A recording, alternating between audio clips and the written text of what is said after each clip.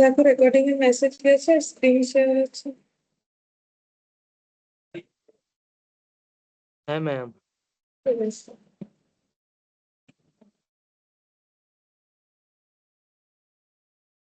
तो आज हम लोग इंट्रोडक्शन ऑफ पार्टनरशिप तो कंप्लीट हो गया है। अब हम लोग स्टार्ट करेंगे ट्रीटमेंट ऑफ गुडविल।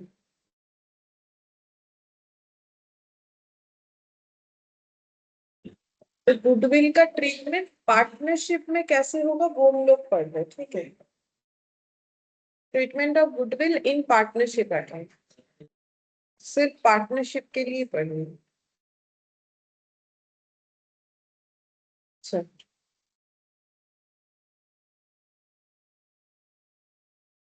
तो सबसे पहला बात है कि गुडविल का मतलब क्या होता है, कोई आइडिया?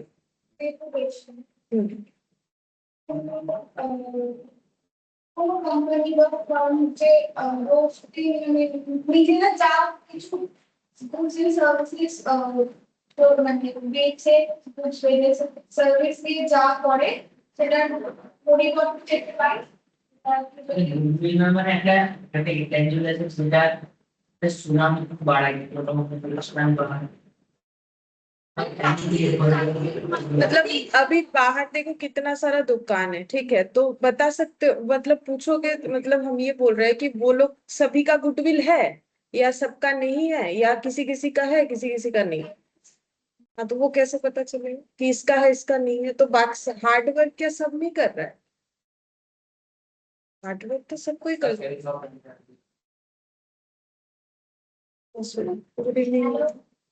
हाँ बोलो। প্রোডাক্ট বিক্রি করতে কোয়ালিটি তারপর नॉर्मल नहीं कैसे मैम। कोई बता, गुड इवनिंग, कैसे बताएगा कि ये इसका गुडविल कैसे पता चलेगा कि गुडविल है? मतलब तुम लोग जाके क्या पूछोगे जिससे पता चलेगा कि गुडविल है?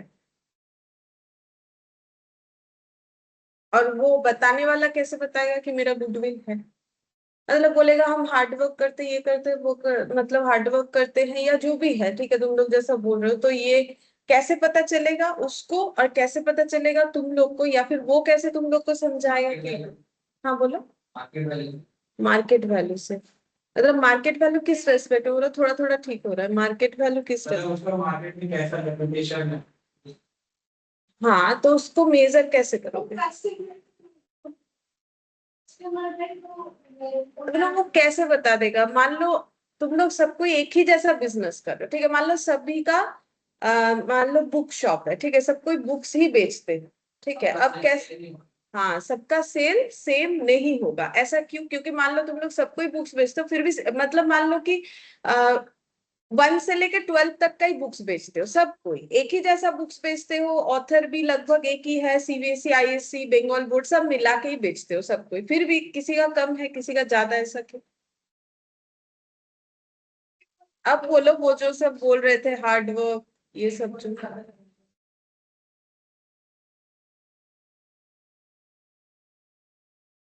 हाँ, तो देखो ना, सबका सेल सेम क्यों नहीं होता है? सेल सेम नहीं होने का क्या रीजन है? ऑफर कम होता है, रिजनेबल। हाँ, तो बहुत सारा चीज होता है ना, जैसे सभी का शॉप एक जगह पे हो ऐसा तो जरूरी नहीं, किसी का मार्केट के अंदर है, किसी का बहुत बाहर है, लोकेलिटी के बाहर है, तो इजी टू एक्सेस जहां पर होगा तो कस्टमर तो वहीं जाए, ठीक है। किसी का समझाने का तरीका बहुत अच्छा है, खरीदने जा रहे हो तो समझाने का तरीका बहुत अच्छा है, तो और कोई होता है कि बहुत मतलब रूड बिहेव अगर कोई कर रहा है तो उसके पास शायद और भी अच्छा बुक्स मिलता हो, बट हम लोग नहीं जाएंगे, जहां अच्छा बात होता है वहां जाएंगे ना, मतलब ऐसे लगेगा ना कि रूड बिहेव क्यों हम लोग ये करें। या फिर मान लो कि किस कोई अच्छा वही अट्रैक्टिव बात कर पाता है, वो एक मार्केटिंग सेंस भी तो होता है ना, तो मार्केटिंग सेंस जिसका अच्छा है ऑटोमेटिकली कस्टमर उसी के पास अट्रैक्ट होकर जाएगा, ठीक है।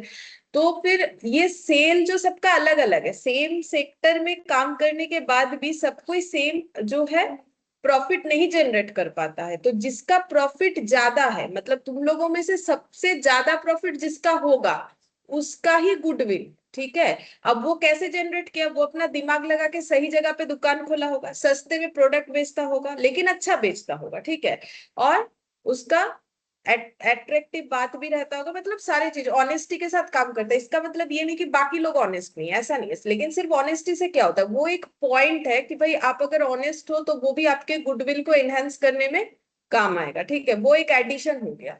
तो अब इसको मेजर कैसे करोगे, वही प्रॉफिट, जैसे मान लो मंथली किसी का प्रॉफिट प्रॉफिट बोल रहा है, मान लो मंथली प्रॉफिट होता है बुक्स बेच के 10,000, लेकिन जिसका गुडविल है उसका होता है 15,000, तो उसका एक्स्ट्रा कितना होता है, तो वो 5,000 ही क्या हो गया, गुडविल। तो उसको तो पैसे में वैल्यू करना है ना, अकाउंट्स में एंट्री करोगे तो गुडविल रेपुटेशन है या ऑनेस्टी है उससे तो रिकॉर्डिंग नहीं कर पाओगे। गुडविल का अगर रिकॉर्डिंग करना है उसके लिए क्या पता होना चाहिए, वैल्यू। गुडविल का वैल्यू पता होना चाहिए ना, तो वैल्यू किस में पता होना चाहिए, ट्रांजैक्शन का एंट्री, मतलब ट्रांजैक्शन मतलब क्या, जो जर्नल एंट्री करते हो ट्रांजैक्शन का, तो एंट्री तो तभी होगा ना जब उसका कुछ पैसे में वैल्यू होगा, नहीं तो कैसे एंट्री करो। तो गुडविल को अगर एंट्री करना है तो उसके लिए क्या चाहिए, वैल्यू चाहिए। तो इसीलिए तो बोल रहा है कि वैल्यूएशन ऑफ गुडविल, मतलब ट्रीटमेंट दिया है, बाकी हम लोग को पहले ट्रीटमेंट करने के लिए तो वैल्यूएशन भी करना पड़ेगा। गुडविल पता तो करो कि कितने रुपए का इसके पास गुडविल है, ठीक है।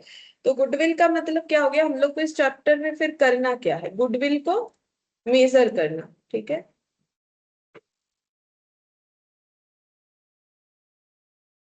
पैसे में,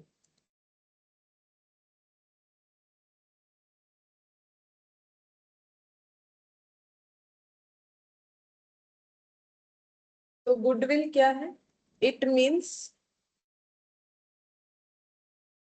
गुड नेम और रेपुटेशन। तो गुड नेम किस हिसाब से, वही एक्स्ट्रा जो प्रॉफिट कमाते हैं उसके हिसाब से, यहाँ पर गुड नेम का मतलब और कुछ नहीं, ठीक है। गुड नेम का मतलब ज्यादा कमाता है, ज्यादा उसका सेल है, ठीक है, गुड नेम और reputation.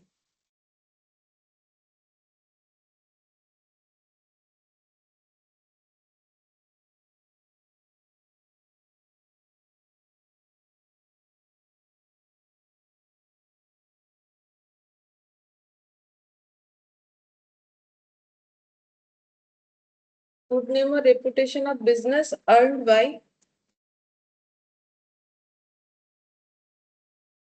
Hard work,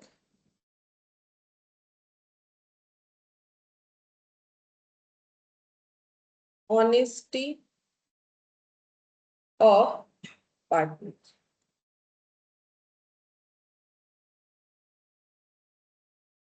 It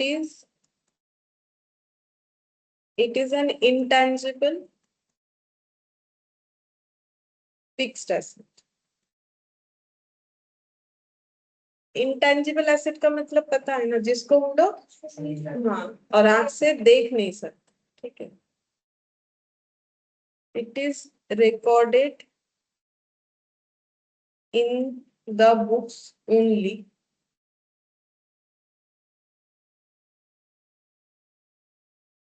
if it is purchased, and hence self generated goodwill is not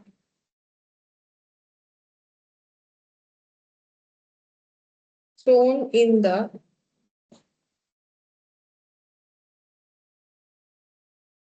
books of accounts। हाँ बैलेंस शीट में लिख सकते अकॉर्डिंग टू AS 26।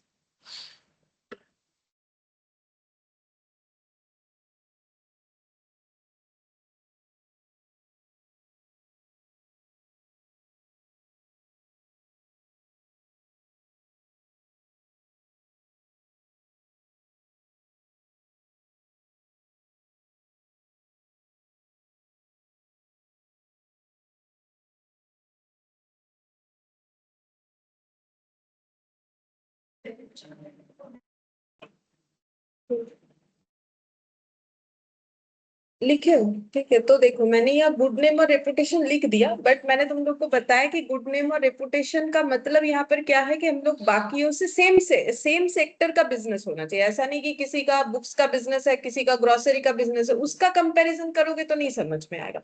हमें सेम चीजों में कंपैरिजन करना पड़ेगा। अच्छा, अब ये हार्डवर्क और जो ऑनेस्टी ये लिखा है।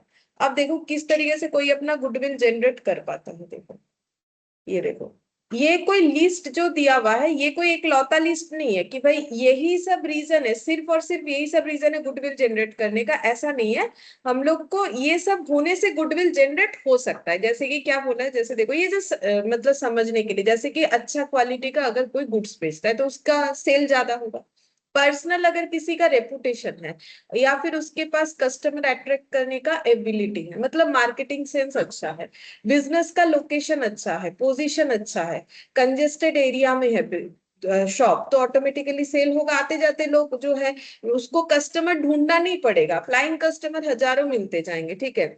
और अगर कोई मोनोपोली बिजनेस करता है, ठीक है, तो फिर वो प्रोडक्ट उसी के पास ही मिलेगा। तो अगर मोनोपोली बिजनेस होगा तो उसका प्रॉफिट ज्यादा नहीं होगा, ऑटोमेटिकली होगा, ठीक है। फिर इसके बाद किसी के पास ट्रेडमार्क या पेटेंट है, ठीक है, तो वो भी उसके गुडविल के लिए, क्यों बोलो, ट्रेडमार्क और पेटेंट, पेटेंट जैसे कोई कुछ इन्वेंशन किया है तो उसके लिए वो पेटेंट बनवा सकता है, वो इन्वेंशन वही यूज करेगा, कोई और यूज नहीं करेगा, तो वो प्रोडक्ट वही बना पाएगा, इसीलिए। फिर बोल रहे हैं किसी के पास अगर अच्छा मैनेज करने का स्किल है, बिजनेस को अच्छे से मैनेज कर पाता है, तो ऑब्वियसली देखो अच्छा मैनेजमेंट होगा तो परफेक्ट टाइम पे परफेक्ट काम कर सकते हैं, ठीक है। तो और जितना टाइम को सही यूटिलाइज करोगे, प्रोडक्टिविटी उतना होगा, ठीक है। फिर यहाँ पर बोला है, देखो अगर हम लोग अपने प्रोडक्ट को लो कॉस्ट में मतलब लो कॉस्ट में वैल्यू कर पाए, मतलब प्रोडक्ट प्रोड्यूस्ड कर पाए, लो कॉस्ट का मतलब हो गया, देखो मेरा कॉस्ट जितना कम होगा मेरा प्रॉफिट उतना क्या होगा, ज्यादा होगा, ठीक है। तो अगर हम मैन्युफैक्चरर है कि प्रोड्यूस्ड करके बेचते, तो मुझे हमेशा कोशिश करना चाहिए मेरा कॉस्ट को कम कैसे करें, या फिर कम नहीं कर पा रहे तो कंट्रोल में रखे, जितना है उतना रखे, ठीक है। तो बोल रहा है कि अगर हम लोग रिसर्च वगैरह करते रहते हैं अपने प्रोडक्ट को लेके, रिसर्च डेवलपमेंट का काम करते रहते हैं, तो इसमें मेरा प्रोडक्ट का कॉस्ट कम होने का चांसेस बढ़ जाता है। तो अगर कॉस्ट कम होगा तो प्रॉफिट ऑटोमेटिकली ज्यादा, कॉस्ट कम होगा तो हम सस्ते में बेच पाएंगे, ज्यादा लोग खरीदेगा, ज्यादा लोग खरीदेगा, सेल ज्यादा होगा, तो ऑटोमेटिकली बाकी लोगों से मेरा बिजनेस का इनकम और उससे बनता हुआ प्रॉफिट भी ज्यादा हो जाएगा। The position of special contract for the delivery of availability of material, इसको बोलते हैं just in time inventory system. मतलब क्या होता है कि रॉ मटेरियल स्टॉक में नहीं रखना है, ठीक है। रॉ मटेरियल का जब भी जरूरत होगा हम लोग ऐसे एक कॉन्ट्रैक्ट मतलब सप्लायर के साथ कॉन्ट्रैक्ट कर लेंगे कि जब मुझे जरूरत होगा हम तभी बोलेंगे मुझे मटेरियल भेज दो, और वो इतना केपेबल होगा कि मुझे तभी मटेरियल भेज देगा। इस प्रोसेस को बोलते हैं just in time inventory system. तो ये देखो यहाँ पर बोला है the position of special contract for availability of material, मतलब जब हमें मटेरियल का जरूरत हो तभी हमें मटेरियल मिल जाए, ऐसा कॉन्ट्रैक्ट तभी करेंगे ना जब मेरा प्रोडक्ट का ज्यादा सेल है, ठीक है, नहीं तो नहीं। तो ये सब जो है, ये सब रीजन से पता चलता है कि हम लोग का बिजनेस में क्या है, गुडविल है। अगर हमारे पास अच्छा क्वालिटी का गुड्स है, हम लोग का रेपुटेशन ओनर का अच्छा है, हमारा बिजनेस लोकेशन अच्छा है, ट्रेडमार्क है हमारे पास, पेटेंट है, अच्छा मैनेजरियल स्किल है, ये सब, ठीक है। लेकिन इसका मतलब ये नहीं कि बस ये एक लौता ही कोई गाइडलाइंस हो गया कि भाई यही होता है, ऐसा नहीं। बट ये सब ही मेन रीजन होता है कि हम लोग अपना गुडविल जनरेट कर सकते हैं, ठीक है। फिर बोल रहा है कि गुडविल एक इंटेंजिबल फिक्स्ड एसेट है। और उसके बाद यहाँ पर बोला है कि परचेज अगर करते हैं गुडविल को तो ही बुक्स में दिखाओगे, अगर सेल्फ जनरेटेड गुडविल है तो फिर AS 26 मना कर रखा है, उसको हम लोग नहीं दिखा सकते। वैसे गुडविल दिखाया कहा जाता है क्योंकि एक फिक्स्ड एसेट है तो वो बैलेंस शीट में दिखेगा, ठीक है, एसेट साइड में। अच्छा, अब परचेज गुडविल और सेल्फ जनरेटेड गुडविल क्या होता है, देखो परचेज गुडविल का, हाँ, तो गुडविल परचेस कैसे होगा, जैसे देखो एक स्मॉल बुक बिजनेस है, जो बोल रहा है it is net worth, net worth का मतलब क्या होता है, एसेट माइनस लाइबिलिटी कितना है, 1,40,000। Now if purchaser is willing to pay 1,50,000 for it, मतलब देखो ये एक बैलेंस शीट है, ठीक है, जिसका टोटल इधर एसेट होगा और इधर क्या हो जाएगा, टोटल लाइबिलिटी, ठीक है। तो बोल रहे टोटल एसेट से अगर टोटल लाइबिलिटी माइनस कर देते हैं, ठीक है, तो यहाँ पर एसेट 1,40,000 दिख रहा है, तो टोटल लाइबिलिटी माइनस नहीं होगा, एक्चुअली कौन सा लाइबिलिटी माइनस होगा, आउटसाइडर, ठीक है। ये आउटसाइडर लाइबिलिटी अगर माइनस हो जाएगा तो बोल रहे 1,40,000 क्या दिख रहा है फिर, हाँ, इसको नेट वर्थ क्यों बोलते हैं बोलो तो? क्योंकि देखो, टोटल एसेट का मतलब इधर क्या क्या रहता है, मेनली फिक्स्ड एसेट और करेंट एसेट का टोटल, ठीक है, ये तो एसेट हो गया। और इधर क्या रहता है, कैपिटल, और क्या रहेगा, नॉन करेंट लाइबिलिटी और करेंट लाइबिलिटी। तो माइनस कर रहे हैं ये दो चीज, ठीक है। तो ये सब आउटसाइडर पेमेंट है, ये सब माइनस करने के बाद मेरे पास जो बचेगा वही तो ओनर का कैपिटल है, जिसको हम लोग क्या बोलते हैं, नेट। तो अगर हम जिसका बिजनेस ले रहे हैं, उस बिजनेस को खरीदने से मुझे कितने रुपए का चीज मिल रहा है, 40, लेकिन हम कितना पे करने के लिए रेडी है, तो हम एक्स्ट्रा नहीं पे कर रहे हैं। अगर मुझे पता है कि इस चीज का दाम 150 रुपये है, फिर भी हम 200 रुपए से खरीद रहे हैं, तो हम एक्स्ट्रा दे रहे हैं। तो एक्स्ट्रा क्यों दे रहे हैं? हाँ, उसका तो गुडविल है, वो मांग रहा है, ठीक है, हम लोग क्यों दे रहे हैं? हाँ, अगर हम गुडविल वाला बिजनेस खरीदेंगे तो मुझे उसका बेनिफिट नहीं मिलेगा, क्योंकि गुडविल क्रिएट करने वाला तो जो पहले इस बिजनेस को चला रहा था, ये जो बुक ओनर है, इसने गुडविल क्रिएट किया था। अब उसका गुडविल वाला बिजनेस खरीदोगे तो उसका बेनिफिट नहीं मिलेगा, मिलेगा कि नहीं मिलेगा? ऑब्वियसली मिलेगा ना। अगर गुडविल वाला बिजनेस खरीदेंगे तो वो गुडविल क्रिएट करने के लिए तो मुझे कोई मेहनत नहीं करना पड़ रहा है। हाँ, उसमें एडिशन मुझे करना पड़ेगा। अगर हम बोलेंगे कि जो गुडविल वाला बिजनेस खरीद लिया, अब हम बैठे हैं कुछ कर नहीं रहे, तो फिर जो खरीदा हुआ गुडविल है वो भी क्या हो जाएगा, खत्म, ठीक है। कभी ना कभी तो खत्म होगा, उस पे तो कुछ काम करना पड़ेगा। ऐसा थोड़ी होता है कि किसी का गुडविल वाला बिजनेस पैसा वैसा लगा के खरीद लिया, अब कर कुछ नहीं रहे हो, तो वो उसका मेहनत का फल मिलेगा, लेकिन एक सर्टेन टाइम तक मिलेगा, उसके बाद थोड़ी मिलने वाला है, नहीं मिलेगा ना। तो खुद उसको क्या करना पड़ेगा, बढ़ाना पड़ेगा। तो यहाँ पर गुडविल इसका मतलब कितना हो जाएगा, 10,000, 1,50,000 माइनस 1,40,000, तो ये कितना आ जाएगा, 10,000। तो हम लोग कितना इनका गुडविल देख रहे हैं, 10,000। तो ये हम लोगों ने गुडविल को क्या किया, परचेज किया, 10,000 एक्स्ट्रा देके, इसी को क्या बोलते हैं, परचेस्ड गुडविल।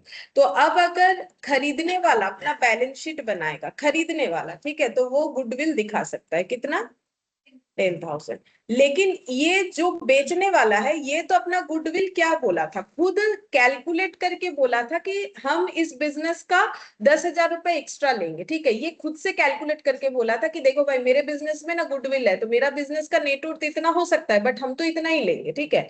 तो इसने खुद कैलकुलेट करके ये बताया था, तो ये कैसा गुडविल हो गया, सेल्फ जनरेटेड गुडविल हो गया। और एएस हमें बोल रखा है, ये तो रूल्स है, देखो एएस हमें बोल रखा है कि अगर खुद से गुडविल कैलकुलेट कर रहे हो, उसको तुम बैलेंस शीट में नहीं दिखा सकते हो। लेकिन किसी का गुडविल अगर खरीद, क्यों नहीं दिखा सकते हो, क्योंकि वो एक एस्टिमेटेड होता है कि भाई हम ये जो 10,000 है, इसका कोई रूल्स रेगुलेशंस थोड़ी है वैसा, ये कोई भी अपने हिसाब से कुछ बोल सकता है, ठीक है। अब खरीदने वाले को सोचना है कि मुझे उतना रुपए देके खरीदना है या नहीं खरीदना है। हम जो खरीद रहे, जैसे मुझे दुकानदार बोल रहे, देखिए ये तो 120 रुपए का पेन है, लेकिन ये आप अगर खरीदोगे आपको 12,000 देना पड़ेगा। मुझे समझना है कि मुझे 12,000 से ये खरीदना है कि नहीं। अगर इसमें ऐसा कुछ है कि अगर 12,000 देके मुझे बेनिफिट मिलेगा तो ही मुझे खरीदना चाहिए, नहीं तो हम क्यों खरीदे, ठीक है। तो वो मुझे खुद से समझना पड़ेगा। तो यहाँ पर वही चीज बोला है। तो फिर अगर हम खरीद ले रहे हैं तो फिर हम लिख सकते हैं बुक्स ऑफ अकाउंट्स में गुडविल। तो समझ में आ गया सेल्फ जनरेटेड गुडविल और जो है परचेज गुडविल का मतलब क्या होगा, ठीक है। तो परचेज गुडविल को बुक्स में दिखा सकते हो, क्यों, क्योंकि उसको पैसे से खरीदते हो तो उसका वैल्यूएशन जो है वो परफेक्ट होता है कि भाई मैंने इतना रुपए दे के ये चीज खरीदा है, तो फिर ये कंफर्म हुआ ना इतना। लेकिन जब कोई मुझे ऐसे ही बोल रहा है कि ये 12,000 का है, तो उसके पास तो इसका कोई प्रूफ नहीं है, ये वैसे तो 120 का है, अब इसका कोई प्रूफ है नहीं, तो इसीलिए फिर एस 26 बोल रहा है कि आप सेल्फ जनरेटेड गुडविल को नहीं दिखा सकते हो, ठीक है। अच्छा, अब ये तो गया गुडविल क्या होता है। अब हम लोग यहाँ पर गुडविल का ट्रीटमेंट किसके रेस्पेक्ट में पढ़ने वाले, पार्टनरशिप अकाउंट के रेस्पेक्ट में पढ़ने वाले, ठीक है। तो पार्टनरशिप में कब कब गुडविल का वैल्यूएशन करना पड़ता है, हाँ, व्हेन टू वैल्यू गुडविल, ठीक है। Admission of partner, admission of partner, retirement of partner, ये सब टॉपिक है, ठीक है। ये यही सब हमें पढ़ना पड़ेगा आगे जाके। Death of partner, reconstitution of partnership, dissolution of business,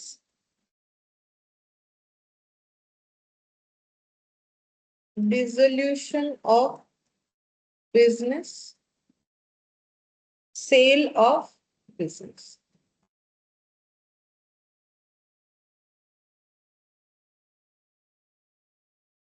देखो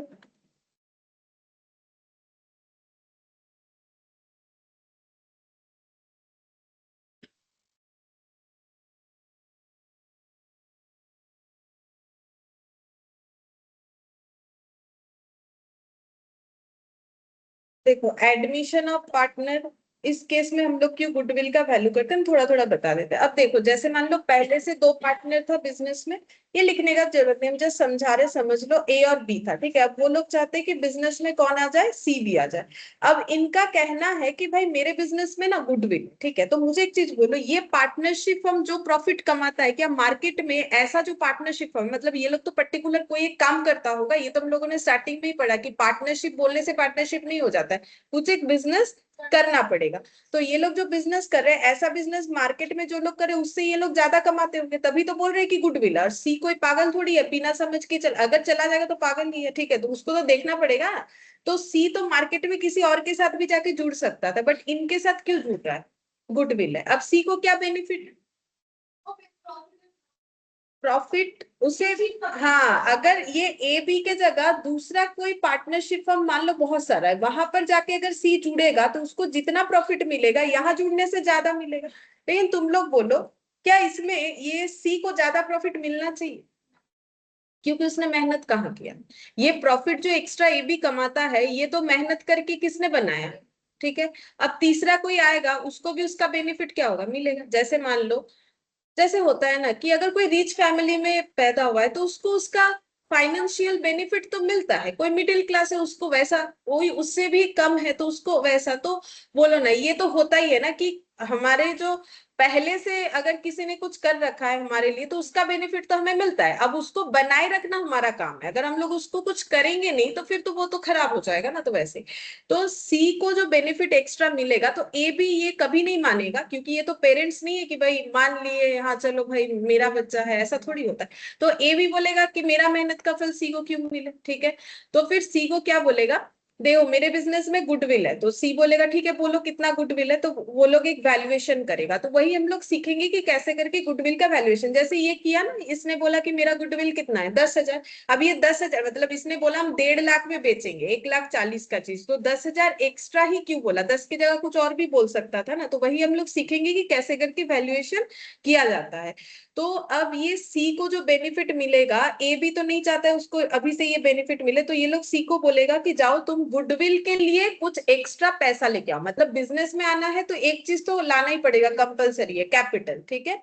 इसके अलावा भी क्योंकि तुमको हमारे मेहनत का फल मिलने वाला है, तो हमारे मेहनत के वजह से तुम जो ये जगह पे क्यों नहीं जा रहे हो, क्योंकि तुम्हें एक्स्ट्रा अमाउंट नहीं मिलेगा। तो तुम हमारे पास ही क्यों आ रहे हो, क्योंकि तुम्हें एक्स्ट्रा अमाउंट मिलेगा। तो तुम, हम लोग जो एक्स्ट्रा प्रॉफिट कमाते हैं हम लोग वो वैल्यू कर लेते हैं, फिर तुम्हें बता देंगे कि तुम्हें उसका शेयर लाना है, ठीक है। मान लो ये लोग बोल रहे हैं हमारे बिजनेस का गुडविल है 15,000 और सी को इन्होंने 1/3 शेयरिंग ऑफ प्रॉफिट के लिए लिया है, तो सी को बोला जाएगा कि गुडविल का तुम्हारा जो प्रॉफिट शेयरिंग रेशियो है उसके हिसाब से 5,000 रुपए लेके आओ, ठीक है। तो ये होता है एडमिशन के टाइम पे क्यों गुडविल का वैल्यूएशन किया जाता है। अब रिटायरमेंट के टाइम पे क्यों किया जाता है, तो रिटायरमेंट में क्या होगा, एबीसी था, कौन चला जाएगा, कोई एक चला जाएगा, मान लो सी चला गया। अब ये तीनों मिलके बिजनेस में गुडविल जनरेट किए थे, ठीक है। तो सी जाने के टाइम क्या क्या लेके जाएगा, जो भी वो कंट्रीब्यूट किया था, जैसे वो बोलेगा मेरा प्रॉफिट का हिस्सा दे दो इस साल का, जिस साल हम रिटायर कर रहे हैं, मुझे मेरा कैपिटल वापस कर दो, ठीक है। तो ये सारा चीज सी मांगेगा। अब इसके साथ साथ सी बोलेगा कि देखो मैंने भी तो गुडविल जनरेट करने में हेल्प किया था, ठीक है, तो मुझे गुडविल का भी हिस्सा दो। जैसे कोई आता है तो हम लोग मांगते गुडविल का हिस्सा दो, तो जाने वाला भी तो बोलेगा कि मुझे भी गुडविल का हिस्सा दे दो, तब कैलकुलेट करना पड़ता है। डेथ के टाइम पे भी सेम है, बट डेथ के टाइम पे पार्टनर जिसका डेथ हो गया वो तो नहीं मांगेगा ना, उसका रिप्रेजेंटेटिव लोग आके बोलता है कि बिजनेस में गुडविल है तो गुडविल का हिस्सा हम हमारे इस पर्सन का दे दो, ठीक है। अब रिकंस्टिट्यूशन ऑफ पार्टनरशिप का मतलब क्या होता है, पहले मान लो रेशियो था एबीसी का 1:1:1, ठीक है। अब रेशियो हो गया मान लो 2:3:1, ठीक है।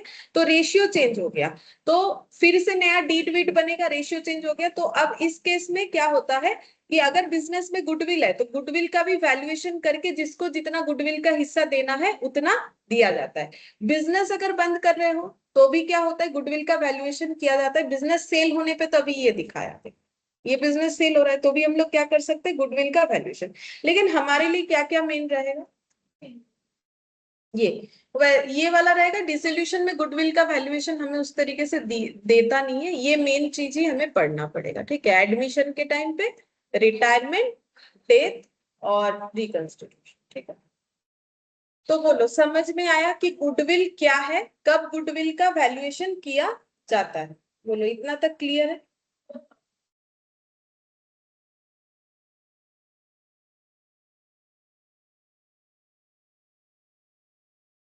वही तो गुडविल है। 10,000 एक्स्ट्रा पे करके क्या बेनिफिट होगा? तुम गुडविल वाला बिजनेस लोगे तो तुम्हें बेनिफिट नहीं होगा। ज्यादा सही होगा ना उस पे मान लो कि मेरा शॉप में डेली का 10,000 का सेल होता है, उसके शॉप में डेली का 12,000 का सेल होता है, ठीक है, सेम काम करते हैं। तो तुम, वो अपना बिजनेस बेच रही है, हम भी बेच रहे हैं, तुम कौन सा वाला बिजनेस करेंगे? क्यों? कैसे पता चला? तो तो फिर वो अपना बोलेगी कि मेरे बिजनेस में गुडविल है, हम अपना बिजनेस महंगा बेचेंगे। बेचेगी क्योंकि उसके पास बेनिफिट है तो महंगा बेचेगी, महंगा नहीं बेचेगी। बोलेगी तो आप जाओ दूसरे जगह खरीदो, ये बोलेगी। अब खरीदना है नहीं खरीदना है वो तो अपना, क्योंकि अगर तुम मेरा बिजनेस खरीदोगे तो तुम्हें 10,000 का ही बुक सेल करने को मिलेगा, उसका खरीदोगे तो तुम्हें 12,000 का मिलेगा, तो तुम्हें ज्यादा, तो वो तो ज्यादा डिमांड करेगी ना, वो क्यों कम डिमांड?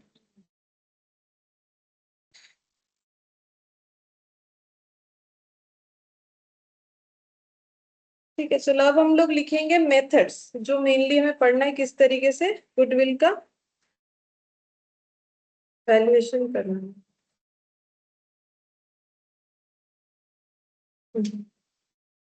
देखो मेथड्स, क्या क्या मेथड्स है, हम एक टेबल बना देते हैं। Methods for valuation of goodwill.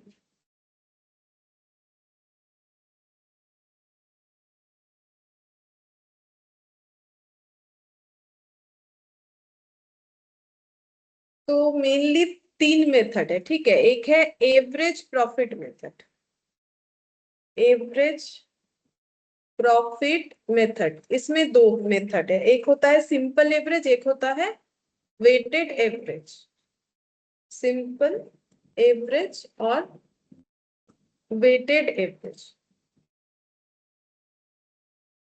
अच्छा, फिर super profit method, super profit method. दूसरा होता है, तीसरा capitalisation method.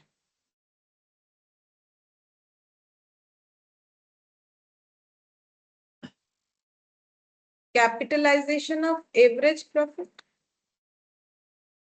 Capitalisation of average profit और कैपिटलाइजेशन ऑफ सुपर प्रॉफिट।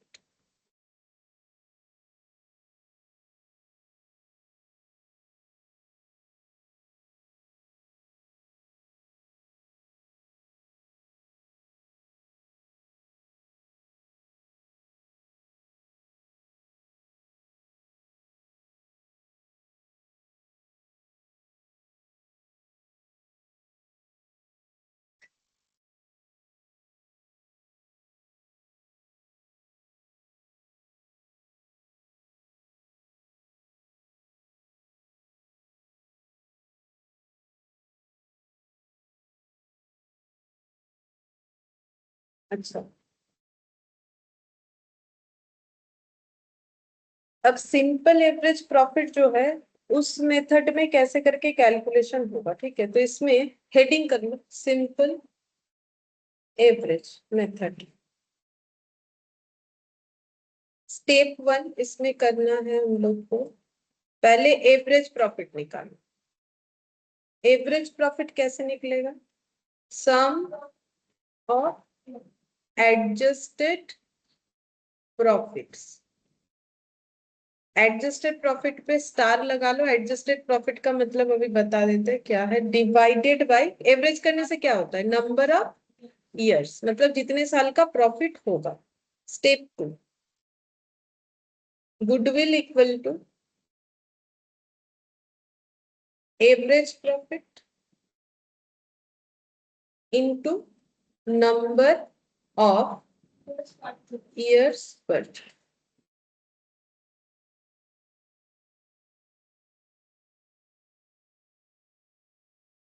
अच्छा, पहले हम लोग समझेंगे कि एडजस्टेड प्रॉफिट क्या होता है। एडजस्टेड प्रॉफिट, या फिर इसको मेंटेनेबल प्रॉफिट भी बोलते हैं।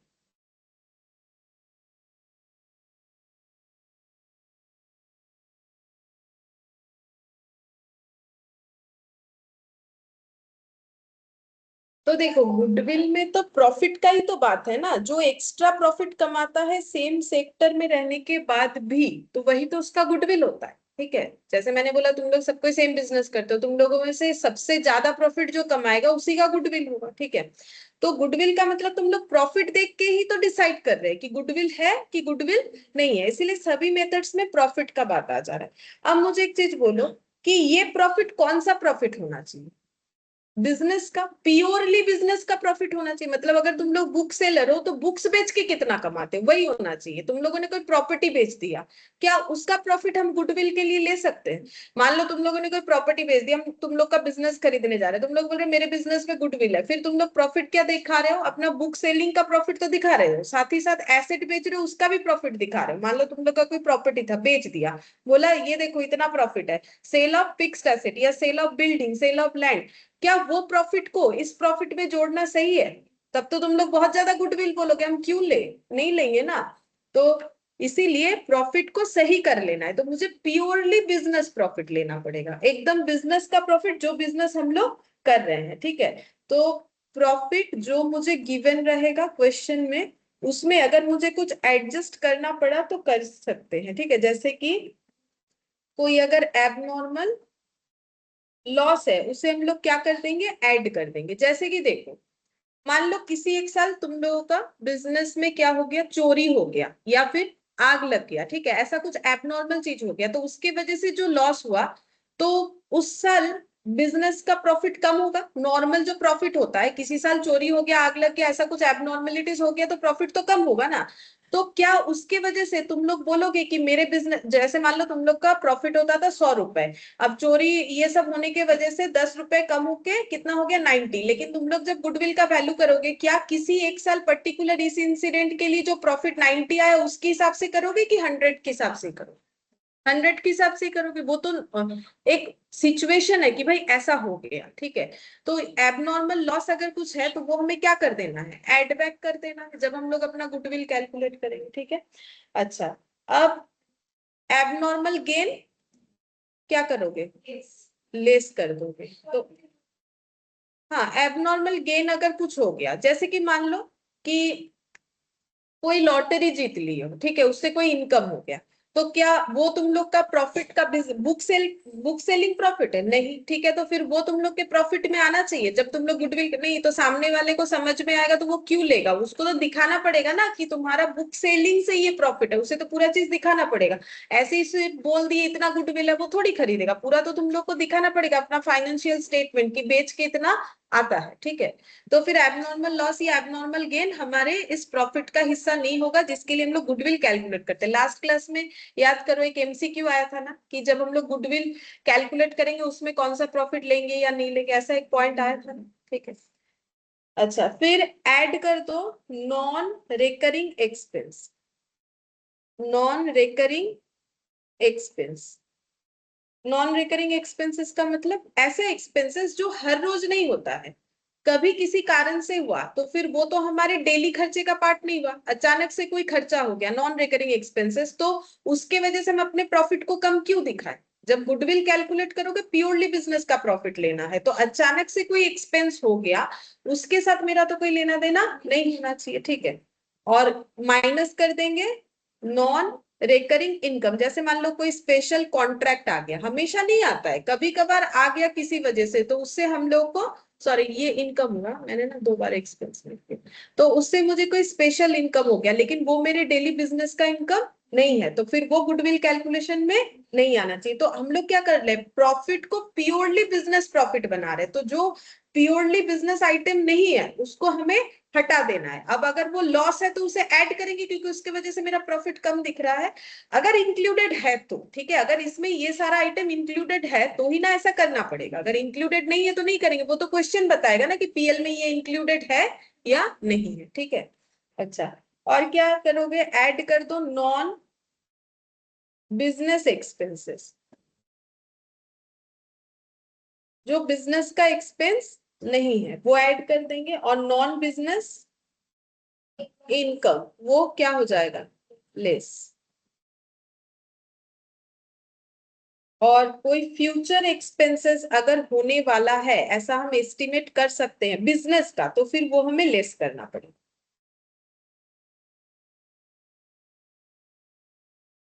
ठीक है, इसके अलावा अगर कुछ पीएल में रेक्टिफिकेशन करने का जरूरत पड़ा, जैसे लास्ट क्लास हम लोग जो क्वेश्चन कर रहे थे वहां पर पीएल गलत आया था 60,000, तो अगर रेक्टिफिकेशन है तो रेक्टिफिकेशन तो प्लस माइनस कुछ भी हो सकता है ना, मतलब कोई चीज के लिए रेक्टिफिकेशन हुआ तो प्रॉफिट को बढ़ाना पड़ सकता है, किसी चीज के लिए प्रॉफिट को कम करना, तो मैंने इसीलिए प्लस माइनस लिख दिया, plus slash minus rectification of error, rectification of error.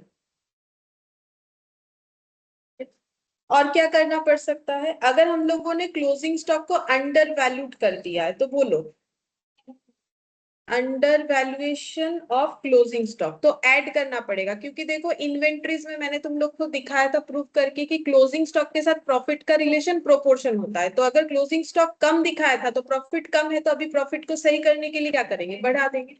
और अगर हम लोग का under valuation of opening stock है तो क्या करेंगे, माइनस हो जाएगा, ठीक है। अच्छा, और फिर उल्टा लिखो, ओवर वैल्यूएशन ऑफ अगर क्लोजिंग स्टॉक है तो क्या करोगे,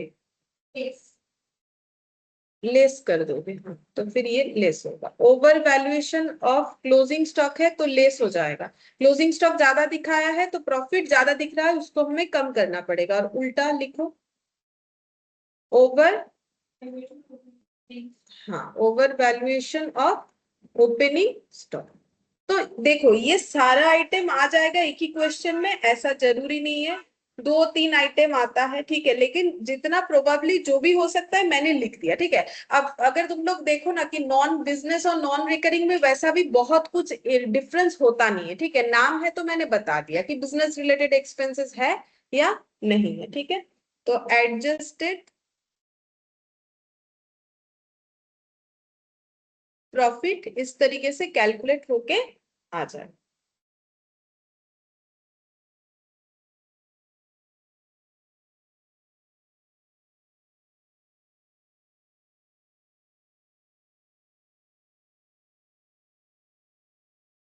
बोला एडजस्टेड प्रॉफिट कैसे निकालना है, समझ में है, मतलब कुछ नहीं, प्योरली बिजनेस का प्रॉफिट निकाल के हमें दिखाना है, ठीक है। तो जो जैसे मान लो इंश्योरेंस क्लेम से कोई अचानक से हमें पैसा मिला, ठीक है, कोई इंश्योरेंस क्लेम था हमारा, या मान लो आग लग गया था, इंश्योरेंस किया हुआ था तो पैसा आया, तो क्या वो मेरा बिजनेस का इनकम हो गया, नहीं। इंश्योरेंस का क्लेम मिलना कोई बिजनेस इनकम थोड़ी है, तो उसकी वजह से जो क्रेडिट किए हो उसकी वजह से प्रॉफिट नहीं बढ़ जाएगा, पीएल में उसको क्रेडिट कर दियो प्रॉफिट बढ़ जाएगा, अब बोलोगे ये मेरा बिजनेस का प्रॉफिट है, नहीं, कैसे बिजनेस का प्रॉफिट है। तो वही चीज देखना है कि अगर मेरा बिजनेस रिलेटेड आइटम नहीं है तो उसे ठीक करना है, कोई रेक्टिफिकेशन है तो उसे करना है, और अगर क्लोजिंग स्टॉक ओपनिंग स्टॉक का ओवर अंडर वैल्यूएशन है तो उसको एडजस्ट करके हमें क्या मिल जाएगा, जो अब प्रॉफिट मिलेगा उसका एवरेज निकालना पड़ेगा, तभी सामने वाला गुडविल के लिए पे करने के लिए रेडी रहेगा, नहीं तो वो क्यों करेगा। अब हम लोग बोलेंगे मेरा लॉटरी का इनकम भी इनकम, मेरा इंश्योरेंस क्लेम का इनकम भी इनकम, अगर हम ये सारा इनकम दिखाते जाएंगे तो मेरा तो एक्स्ट्रा दिखेगा, तो कोई क्यों लेगा। अब लेने वाले को समझदारी होना चाहिए, ठीक है, अब करने वाला तो ऐसा फ्रॉड कर सकता है, ठीक है। अब देखो बोल रहा है गुडविल में, अब मैंने क्या लिखा है देखो, एवरेज प्रॉफिट कैसे निकलेगा बता दिया, ठीक है, इनटू क्या लिखा है, अब ये क्या होता है, नंबर ऑफ ईयर परचेस,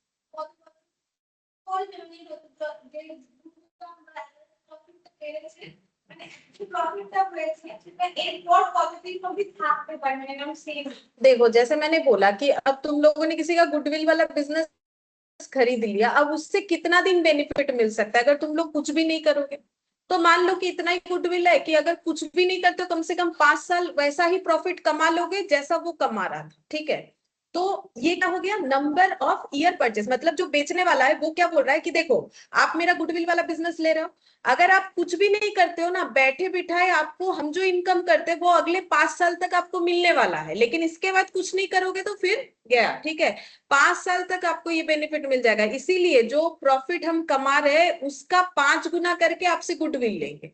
समझ में आया? ठीक है। तो नंबर ऑफ ईयर परचेस का मतलब क्या हो गया, वो 5 years, ठीक है? अब वो सामने वाला एस्टिमेट करके बोलेगा, बेचने वाला अपना एस्टिमेशन लगाएगा कि देखो आप कुछ भी नहीं करोगे ना आपको 10, अगर सामने वाला बोलेगा आपको 1000 साल इसका बेनिफिट मिलेगा, क्या हमें मानना चाहिए? उतना तो उसका लाइफ ही नहीं होगा खरीदने वाले का, ठीक है? अब वो कितने जेनरेशन के लिए ऐसा सोचेगा? ऐसा थोड़ी होता है। तो कुछ तो दिमाग में रखना है कि 5 साल 10 साल, थोड़ी ना 50-60 साल के लिए खरीदना चाहिए, आगे जाके पता नहीं क्या क्या चेंज हो जाए, वो बिजनेस एग्जिस्ट करे ना करे, तो वो तो हमें समझना पड़ेगा कि नंबर ऑफ ईयर परचेस कोई अपने मन से अगर बोल देगा 100 साल, तो क्या हमें मानना चाहिए? नहीं मानना चाहिए।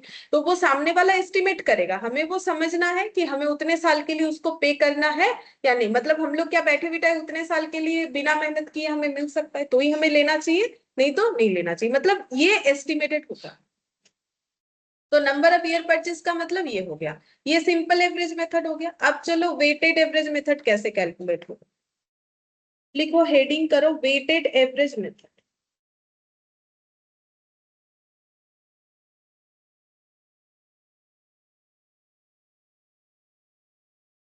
वेटेड एवरेज मेथड में एक पॉइंट लिखो, इफ ट्रेंड लिखना है, ठीक है? Trend in profit is visible.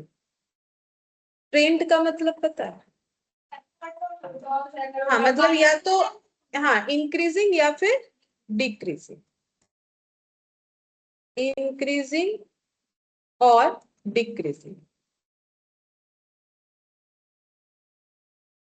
Then this method is used. मतलब पहले तो ये समझ लो कि एवरेज मेथड में दो मेथड बोला है, सिंपल और वेटेड। तो सिंपल मेथड कब यूज करोगे, जब प्रॉफिट में कोई ट्रेंड नहीं दिखेगा, लेकिन अगर प्रॉफिट में ट्रेंड दिख रहा है, ट्रेंड का मतलब या तो प्रॉफिट लगातार बढ़ते ही गया है या फिर लगातार घटते ही गया है, तो फिर हमें कौन सा मेथड यूज करना है, वेटेड एवरेज मेथड। तब एवरेज में वेटेड एवरेज यूज करना है। तो उसमें क्या क्या करना होता है, स्टेप 1 फाइंड एडजस्टेड प्रॉफिट। सबसे पहले हम लोग क्या निकालेंगे, एडजस्टेड प्रॉफिट, ठीक है? फिर स्टेप 2 में क्या करेंगे, वही एडजस्टेड प्रॉफिट का एवरेज निकालेंगे जैसे सिंपल में निकालते हैं। तो कैसे करके निकलेगा, वहां पर हम लोग एक टेबल बनाएंगे। जैसे मान लो हमें 3 साल का प्रॉफिट गिवन था क्वेश्चन, ठीक है? अब ये 3 साल का जो प्रॉफिट है उसको एडजस्ट कर लिया है, अगर कोई एडजस्टमेंट होता है तो, ठीक है? क्वेश्चन में एडजस्टमेंट होगा तो ना करोगे, नहीं होगा तो कहाँ से करोगे, ठीक है? तो एडजस्टेड प्रॉफिट निकाला ईयर 1 का, ईयर 2 का, ईयर 3 का, ठीक है? अब उसमें वेटेज लगाओगे, तो इसीलिए तो नाम है ना वेटेड एवरेज प्रॉफिट। तो वेट कैसे लगाओगे, हाँ अभी तो हम ऐसे लिख दे रहे हैं। फिर निकलेगा वेटेड प्रॉफिट। वेटेड प्रॉफिट कैसे निकलता है, हाँ एडजस्टेड एवरेज प्रॉफिट, एवरेज तो वेट बोलते हैं, adjusted profit into wait. Adjusted profit into wait करोगे तो क्या निकलेगा, वेटेड प्रॉफिट, ये निकल गया, ठीक है? अब टोटल करोगे वेट के कॉलम का, टोटल करोगे वेटेड प्रॉफिट के कॉलम का। मतलब जो लोग स्टैटिस्टिक्स करते हो जिनका है, तो जैसे तुम लोग फ्रीक्वेंसी टेबल रहता है तो कैसे करके निकालते हो, average F into x divided by summation F, यहाँ पर एफ की जगह क्या है, डब्ल्यू, ठीक है? तो नेक्स्ट हम लोग करेंगे स्टेप 3 में वेटेड एवरेज प्रॉफिट कैसे निकलेगा, समेशन, ये समेशन का साइन होता है, डब्ल्यू मतलब वेट और पी मतलब प्रॉफिट। तो ये एक्चुअली हम इस कॉलम का नाम दे देते हैं डब्ल्यू इंटू पी, इसका टोटल, और डिवाइडेड बाय कितने से करोगे, डब्ल्यू। समेशन ऑफ W, ठीक है। तो गुडविल कितना हो जाएगा? गुडविल कैसे निकालोगे? वही weighted average profit into number of year purchase.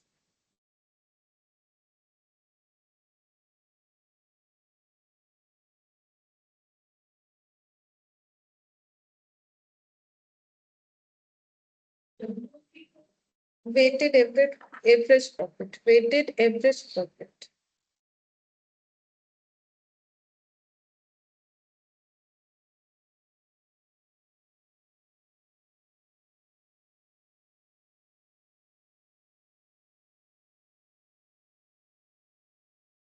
ठीक है, हमने एक डेटा दे रहा, तुम लोग कैलकुलेट करके बताओ गुडविल कितना होगा। ईयर है 1, 2, 3 और 4, 5। ठीक है। प्रॉफिट 30,000, 40,000, 50,000, 60,000, 70,000। मैंने अभी कुछ दूसरा मेथड नहीं सीखा है, सिर्फ एवरेज में दो बोला है, सिंपल और वेटेड। तो तुम लोग पहले ये बोलो, ये क्वेश्चन कौन सा मेथड से करेंगे, मतलब एवरेज का कौन सा, सिंपल या वेटेड? वेटेड, क्योंकि इंक्रीजिंग ट्रेंड में है प्रॉफिट। 30 के बाद 40, 50, 60, 70 लगातार इंक्रीज होते गया है, ठीक है। तो ईयर लिख दिया, प्रॉफिट लिख दिया, ये मान लो गिवन है हमें। अब हम लोग इसमें क्या लगाएंगे फिर? वेट। तो वेट क्या कैसे लगाओगे? 1, 2, 3, 4, 5। अगर डिक्रीजिंग ट्रेंड में होता तो कैसे लगाते हैं? 5, 4, 3, 2, 1। ठीक है, इस तरीके से लगाना पड़ता। इंक्रीजिंग है, लगातार बढ़ रहा है, तो 1, फिर 2, फिर 3, फिर 4, फिर 5। ठीक है, अब वेटेड प्रॉफिट कैसे हो जाएगा? W इंटू P करके। तो 30,000, फिर ये कितना हो जाएगा? 80, फिर हाँ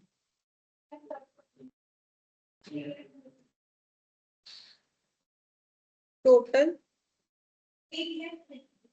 8,50,000 और वेट का टोटल 50। तो वेटेड एवरेज प्रॉफिट कितना हो जाएगा? 8,50,000। हाँ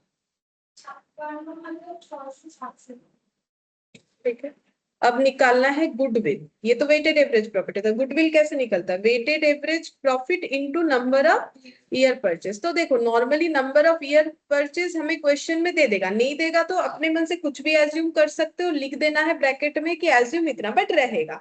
तो अभी मान लो ये हम 3 साल ले लेते हैं, तो कितना हो जाएगा? 70 বা যদি শুধু হ্যাঁ 169,998 নাকি 9। আচ্ছা, তো ऐसे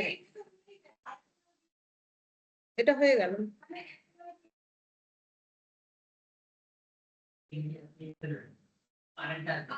আচ্ছা, मतलब 4 9, তাই তো 160। अच्छा, तो ये तो समझ में आ गया होगा, लेकिन तुम लोग मुझे ये बता सकते हो कि इसमें 15 से डिवाइड क्यों? स्टैटिस्टिक्स में तो बहुत कुछ बताया, ये 15 देखो डिवाइड कितने से होता है? जितना सारा वैल्यू रहता है एवरेज के लिए उतना होता है, तो यहाँ पर 15 वैल्यू कैसे आया? ना ना, ওটা তো যোগ করে এসেছি। हम ये बोलना चाह रहे हैं कि अगर ये वेट नहीं होता तो डिवाइडेड बाय कितना करते? अगर ये वेटेड नहीं होता तो डिवाइडेड बाय कितना करते? क्योंकि 5 डेटा एवरेज करने का मतलब क्या, जो भी चीज का एवरेज बोल रहे हो वो सारा ऐड ऐड करके लिखा, डिवाइडेड बाय उतना क्वांटिटी ना। जैसे अगर तुम लोग को 5 चीज का एवरेज करने बोला है, डिवाइडेड बाय 5 करते हो। अगर 10 डेटा दिया हुआ है तो डिवाइडेड बाय 10 करते हो। तो यहाँ 15 डेटा कहाँ है? यहाँ तो 5 ही डेटा है, 15 डेटा है, कैसे है बताओ? मैंने स्टैटिस्टिक्स में बताया, फ्रीक्वेंसी को एक्सप्लेन किया है, तो हम पूछ रहे हैं।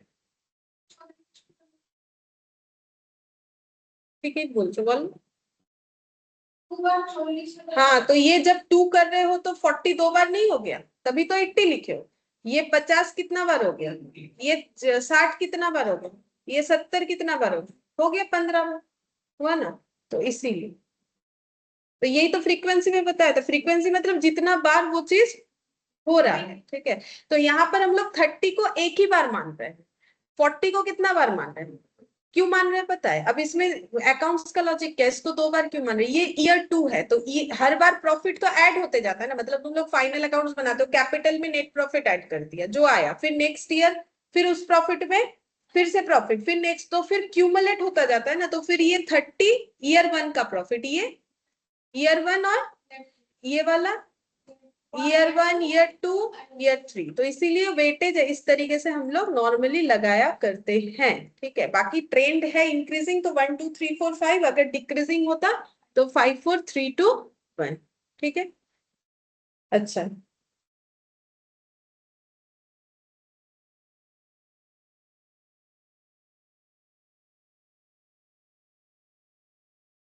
लिख ली। अब ये पढ़ते हमने अपने आप से लिया है ना सर। हाँ ये अपने आप से, हाँ क्वेश्चन में दिया हुआ रहेगा, ये मैंने एज्यूम किया है। ठीक है, अगर नहीं रहेगा तुम लोग कुछ भी एज्यूम कर सकते हो, लेकिन बहुत ज्यादा नहीं करना है, 5 तक कर सकते हो, 3 5 2, ठीक है, लेकिन दिया हुआ रहेगा, एग्जाम में दिया हुआ रहेगा। एक्चुअली ये मेथड उतना होगा ही नहीं, ज्यादा रहेगा कैपिटलाइजेशन सुपर प्रॉफिट ये सब रहेगा, लेकिन नॉर्मली दे दे। ठीक है, ये लिख लियो। अब हम लोग यहाँ पर देखते हैं, यहाँ से नहीं बता दे कौन से मेथड से।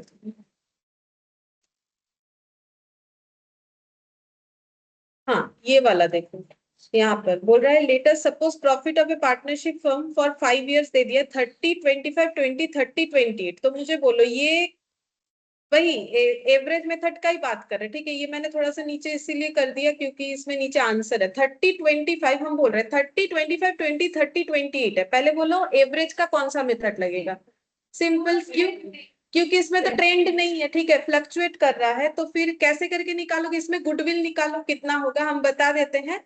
नंबर ऑफ ईयर परचेज इन्होंने कितना माना है, 3 इयर्स माना है, डेटा है 30 25 20 30 28, निकालो 3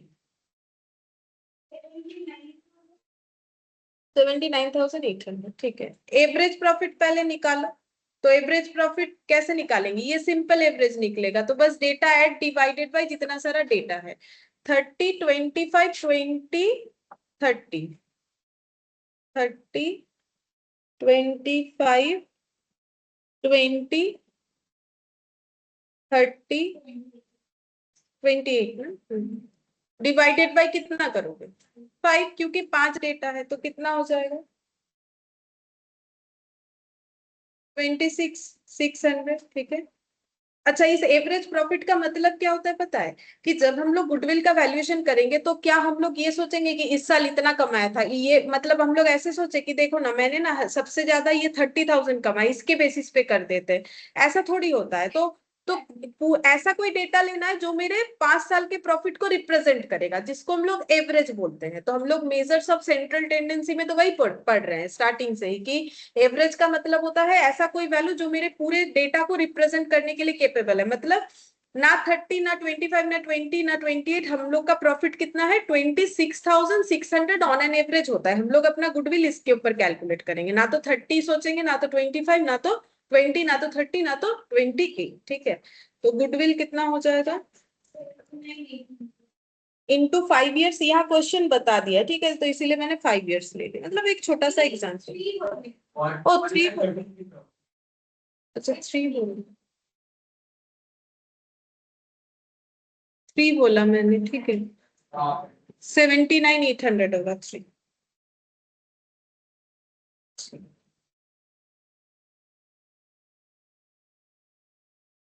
ये वाला देखो,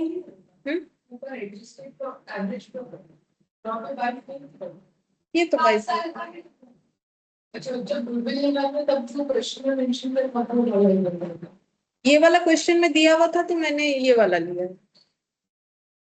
ये तो नंबर ऑफ ईयर परचेज है ना, एवरेज निकालने का तो नॉर्मल रूल्स है जो होता है, जो हम लोग 1 2 में एवरेज जैसे निकालते हैं वैसे ही तो होगा, जितना सारा डेटा है डिवाइडेड बाय 5। यहाँ पर वेटेड क्यों नहीं है, क्योंकि ट्रेंड नहीं। अच्छा अब ये वाला देखो, पास्ट प्रॉफिट 5 इयर्स का कितना बोला है 52 48 56, गुडविल कैलकुलेट करने बोला है 4 इयर्स, तो पहले बोलो कौन सा मेथड लगाओगे, सिंपल लगाओगे, ठीक है, तो ये सब ऐड डिवाइडेड बाय कितना कर दोगे 5, तो एवरेज प्रॉफिट कितना आ जाएगा? ये देखो 49,200। अच्छा, नंबर ऑफ ईयर परचेस कितना लेने बोला है 4, तो इंटू कर दो 4। ये और नहीं करवा रहे, कितना करोगे? मतलब ये तो बस समझा दिया है कैसे। मेन ये दिमाग में रखना है, ट्रेंड रहा तो वेटेड लगाओगे, ट्रेंड नहीं रहा तो नॉर्मल करोगे, ठीक है। अब हम लोग दूसरा वाला मेथड पढ़ते चलो, सुपर प्रॉफिट मेथड।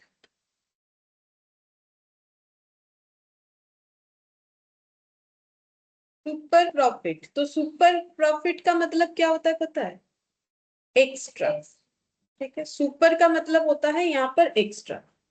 तो सबसे पहले हम लोग को निकालना होता है इस मेथड में सुपर प्रॉफिट कितना है ऑर्गेनाइजेशन। तो जैसे मैंने बोला कि बिजनेस करके एक जन 10,000 रुपए प्रॉफिट कमा रहा है, एक जन 12,000, तो एक्स्ट्रा प्रॉफिट कितना है? सेम सेम सेक्टर में होना चाहिए 2,000। तो फिर डिफरेंस कैसे निकाला?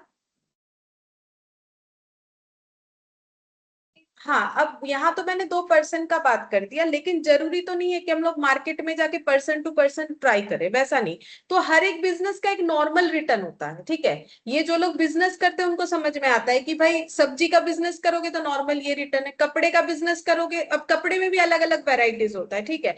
तो हर एक बिजनेस का एक नॉर्मल रिटर्न होता है कि अगर बिजनेस करने जाओगे इतना तो कमा ही लेंगे अगर ठीक ठाक से करोगे, ठीक है। तो उस चीज को हम लोग क्या बोलते हैं? नॉर्मल प्रॉफिट, जो कोई भी कमा सकता है बिजनेस करने से, ठीक है। लेकिन जिसका प्रॉफिट के साथ हम लोग कंपेयर कर रहे हैं उसके प्रॉफिट को हम लोग क्या बोलेंगे?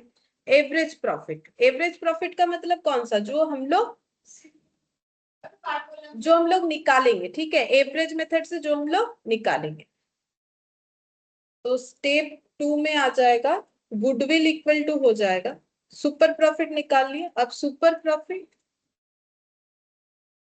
Into number of years purchase.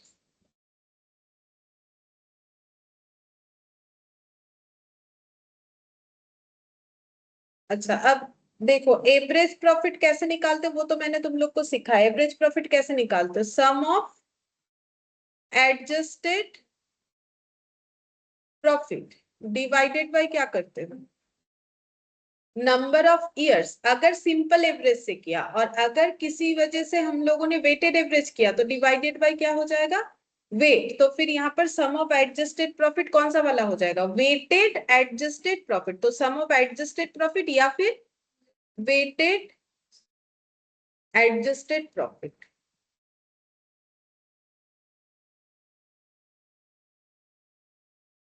और नॉर्मल प्रॉफिट कैसे निकालोगे?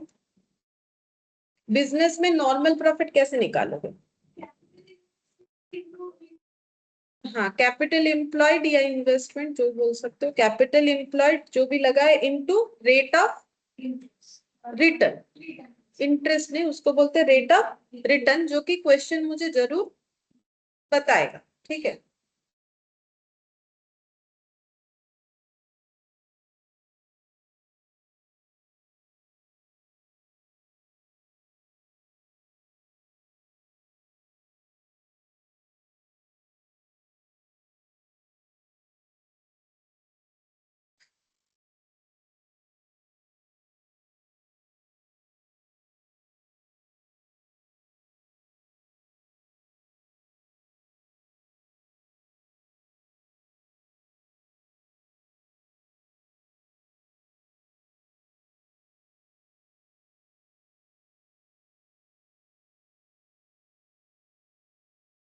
लिख लियो तो एक क्वेश्चन करे, देखो सुपर प्रॉफिट मेथड को।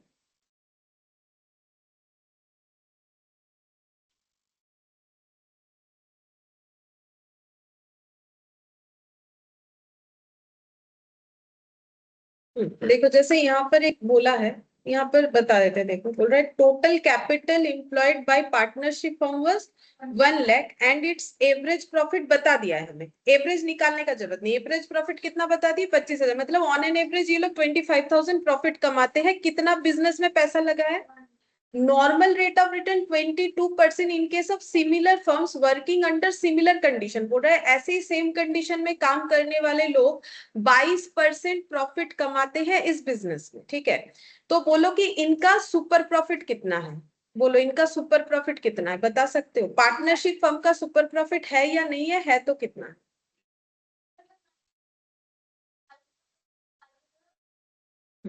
देखो 22% अगर रिटर्न है तो 1 लाख लगा के ये लोग 25,000 कमा रहे हैं, लेकिन बाकी लोग कितना कमाएंगे? 22,000। 1 लाख लगा के अगर 22% इस बिजनेस में रिटर्न है तो बाकी लोग कितना कमाएंगे? ये लोग कितना कमा रहे हैं?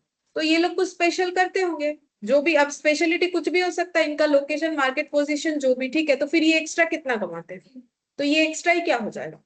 अभी तो देखो वही सीखा है, सुपर प्रॉफिट का मतलब एवरेज प्रॉफिट, जो कि क्वेश्चन में दिया हुआ था, नहीं निकालना पड़ा कितना, ठीक है। और नॉर्मल प्रॉफिट मतलब आम लोग जो कमाएंगे, तो 1 लाख पे कितना कमाएंगे? 22%, तो कितना हो गया?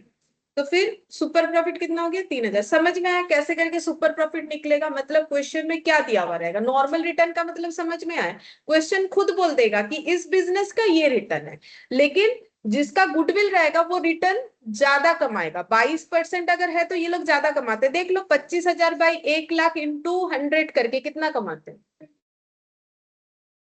25 করলে 25 ही होता है ना। हाँ, तो फिर ये लोग 3% ज्यादा कमा, ठीक है। तो सुपर प्रॉफिट परसेंटेज में नहीं पूछेगा, फिर भी कितना परसेंट हो गया? 3% एक्स्ट्रा, सुपर प्रॉफिट हो गया 3%। अच्छा, अब यहाँ पर ये तो सुपर प्रॉफिट आ गया। अब गुडविल निकालने के लिए क्या करोगे? सुपर प्रॉफिट में number of year purchase multiply करोगे, जो कि क्वेश्चन में दिया हुआ रहेगा। जैसे इन्होंने कितना एज्यूम कर रखा है? 5, तो कितना हो गया? 15, ठीक है। अच्छा, अब ये वाला क्वेश्चन हम लोग करेंगे। ये वाला देखो, बोल रहा है ABC has total capital investment of 4,50,000. The firm earned net profit during the last 4 years 70, 80, 1,20,000 or 1 lakh. The reasonable expected return is 15% having regard to risk involved. मतलब बिजनेस करना तो एक रिस्क होता है ना, तो बोल रहा है कि रिस्क फैक्टर को भी अगर इन्वॉल्व कर ले तो मैक्सिमम ये बिजनेस जो ABC करता है उसमें कितना रिटर्न आता है, ठीक है। अब बोल रहा है the value of goodwill of the business if it is based on 3 years purchase of the average super profit of the past 4 year is as follows. तो जैसे ही क्वेश्चन ये बोल दिया तो तुम लोग को क्या निकालने बोला है? गुडविल। कौन से मेथड से बोला है? बोल रहा है कि 3 years, तो 3 years क्या होता है? Based on 3 years purchase, number of year purchase 3 years। अब ये नंबर ऑफ ईयर परचेज कैसे यूज होता है? गुडविल में इनटू यहाँ पर करते हैं नंबर ऑफ ईयर परचेज, और यहाँ पर क्या लिखते हैं? प्रॉफिट। कौन सा प्रॉफिट लिखते हैं? या तो एवरेज प्रॉफिट लिखते हैं, या तो वेटेड एवरेज प्रॉफिट लिखते हैं, या फिर सुपर प्रॉफिट लिखते हैं। तो अब मेथड क्या बोल रहा है? एवरेज सुपर प्रॉफिट, मतलब सुपर प्रॉफिट मेथड ही लेना है, लेकिन सुपर प्रॉफिट कैसे निकालोगे? एवरेज प्रॉफिट का यूज करके ऑफ द पास्ट 4 years। तो ये 4 साल के प्रॉफिट का पहले क्या करना है? एवरेज। तो देखो मैंने तो वही लिखवाया ना, तुम लोग को क्या निकालना पड़ेगा? Average profit. लेकिन क्वेश्चन अगर खुद से एवरेज प्रॉफिट दे देगा तो नहीं निकालोगे, जैसे भी इसके पहले वाला जो क्वेश्चन देखा। लेकिन क्वेश्चन इतना आसान थोड़ी होता है, तो हम स्टेप वाइज दोनों बता रहे हैं। एवरेज प्रॉफिट नहीं है तो एवरेज प्रॉफिट निकालना पड़ेगा। अब एवरेज प्रॉफिट जब निकालोगे फिर दो चीज दिमाग में रखो, सिंपल एवरेज निकालोगे कि वेटेड एवरेज। वो तो क्वेश्चन का पैटर्न बताएगा। 70, 80, 120, 1 लाख क्या हो जाएगा? क्योंकि ट्रेंड दिख तो रहा था, बट 1,20,000 के बाद कितना आ गया? 1 लाख। तो फिर ट्रेंड तो ब्रेक हो गया। तो फिर कौन सा मेथड से होगा? सिंपल एवरेज से निकालोगे। सिंपल एवरेज प्रॉफिट से एवरेज प्रॉफिट निकालोगे, फिर उसको नॉर्मल प्रॉफिट के साथ कंपेयर करोगे, फिर क्या निकालोगे? Super profit. फिर उसको मल्टीप्लाई कितने से करोगे? नंबर ऑफ ईयर परचेज जो कि 3 है, तो क्या निकल के आएगा? गुडविल। निकालो। 75,000 দেখছি। হুম 75,000, ठीक है। निकालो, कैलकुलेट करो। तो ये ऐसा छोटा छोटा बहुत कम आता है क्वेश्चन, ठीक है, वो तो पार्टनरशिप के बड़े क्वेश्चंस के अंदर रहता है। तो सबसे पहले क्या निकालोगे बोलो? एवरेज प्रॉफिट निकाल लो, फिर नॉर्मल प्रॉफिट निकाल लो, फिर सुपर प्रॉफिट निकाल लो, ठीक है। तो एवरेज प्रॉफिट निकालो। कैसे निकालोगे? 70 plus 80 plus 1,20,000 plus 1 lakh divided by 4, 92,500। तो हम लोग निकाल रहे हैं simple average profit. 70,000, 80, 1,20,000 plus 1,00,000 divided by 4 total 75 हाँ 75 92,500। अब हम लोग निकालेंगे नॉर्मल प्रॉफिट। नॉर्मल प्रॉफिट का मतलब होता है कि इस बिजनेस में ऐसे ही कितना रिटर्न, ऐसे ही मतलब बैठे बिठाए नहीं आता है, मतलब थोड़ा मेहनत करोगे तो इस बिजनेस का रिटर्न, सब बिजनेस का अलग अलग रिटर्न होता है, ठीक है। तो रिटर्न कैसे निकालोगे, कैपिटल इंटू रिटर्न का रेट, जो कि क्वेश्चन दे देगा 15% है एक्सपेक्टेड रिटर्न। अब 4.5 लाख पे क्यों निकाल रहे, क्योंकि उन्होंने तो 4.5 लगाया था, तो 4.5 लगा के बाकी लोग कितना कमा सकते, तो ही ना कंपैरिजन कर पाएंगे, कितना हो जाएगा, ठीक है। तो फिर ये लोग जितना एक्स्ट्रा कमाते हैं ये इनका क्या है, सुपर प्रॉफिट। जहां पर ये लोग ऑन एन एवरेज 90 to 500 कमा लेते हैं 4.5 लाख लगा के, बाकी लोग कितना कमा लेते हैं 67 और 25,000, बेटा माइनस तो আসছে तो 25,000। अब ये प्रॉफिट ये लोग जितने साल तक देख पाएंगे उतना ही इनका गुडविल का वैल्यूएशन, तो ये बोल रहे हैं ऐसा हम लोग अगले 3 साल तक देख सकते हैं। तो फिर गुडविल इनका कितना हो जाएगा 75।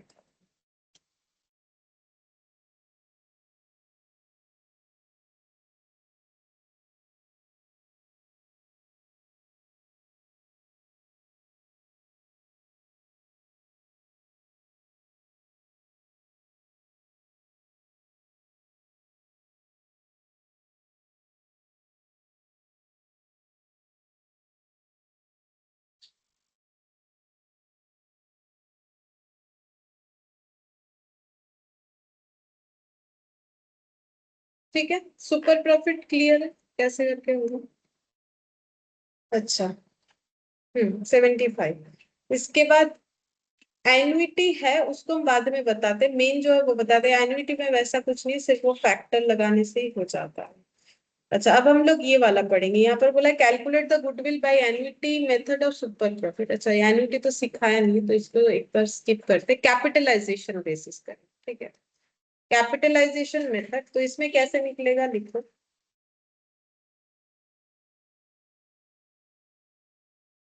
Capitalisation method.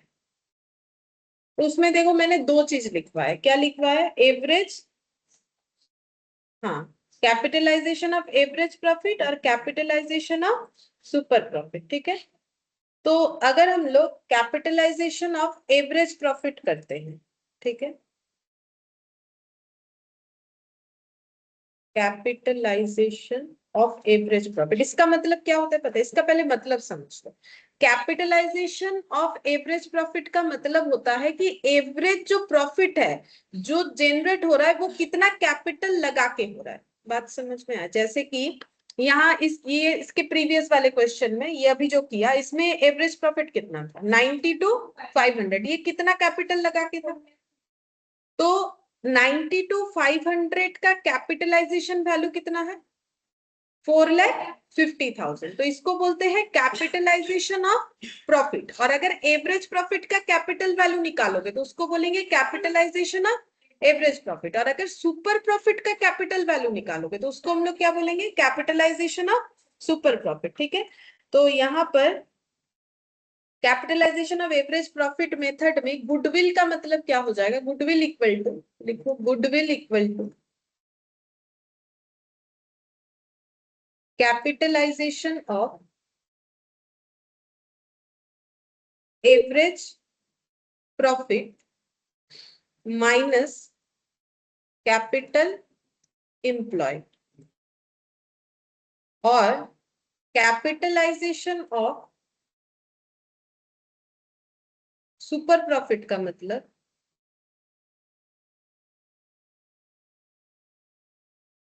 Goodwill equal to capitalisation of super profit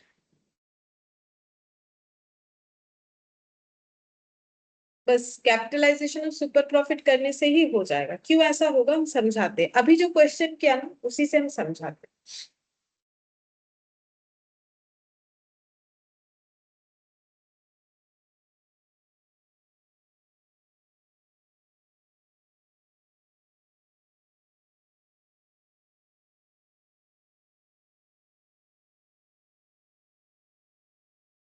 लिखो पहले, सुपर प्रॉफिट को ऊपर लिखो।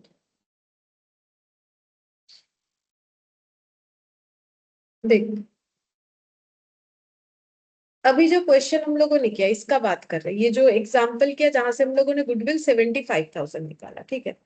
तो यहाँ पर नॉर्मल रिटर्न क्या था, 15%। तो इसका मतलब क्या है, इसका मतलब ये नहीं है कि अगर कोई 100 रुपए कैपिटल लगाएगा तो उसको प्रॉफिट कितना मिलेगा, 50, ठीक है। अच्छा तो मुझे एक चीज बोलो कि इन्होंने कितना प्रॉफिट कमाया है, सिंपल एवरेज प्रॉफिट कितना है इनका, ठीक है। तो अगर 92,500 प्रॉफिट कमाना है तो कितना कैपिटल लगाना पड़ेगा, चलो इसको हम इधर कैपिटल लिख देते हैं ताकि करने में आसानी हो जाए कि 15 रुपीज प्रॉफिट कमाने से कितना कैपिटल लगाना पड़ता है, 100। इन्होंने कितना प्रॉफिट कमाया, 92,500, तो इनको कितना कैपिटल लगाना चाहिए था, ये बोलो। 100/15 इंटू 92,500, यूनिटरी मेथड सबको पता है। 15 के लिए अगर 100 है तो एक के लिए कम होगा, 100/15, 92,500 के लिए ज्यादा हो जाएगा, एक के बाद 92,500 ज्यादा होता है तो मल्टीप्लाई हो जाएगा, कितना होता है,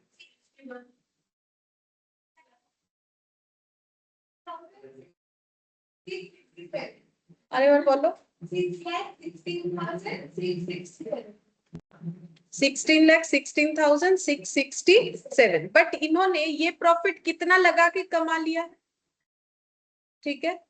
तो कम कम लगा के इतना प्रॉफिट कमा लिया है, तो डिफरेंस कितना आ रहा है, कैपिटल का डिफरेंस कितना आ रहा है, जहां पर 6,16,667 लगाने का बात था वहां पर 4,50,000 लगा के ये कमा पा रहे हैं, तो फिर डिफरेंस कितना हो रहा है,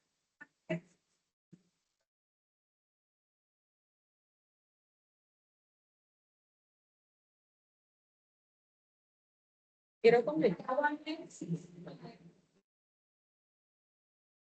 100 divided by 15 into 92,500, 6,16,667 minus 4,50,000, 1,66,667। अच्छा तो ये हम लोग का हो गया,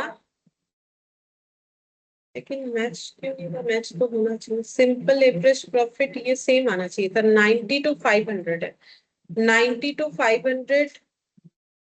ओ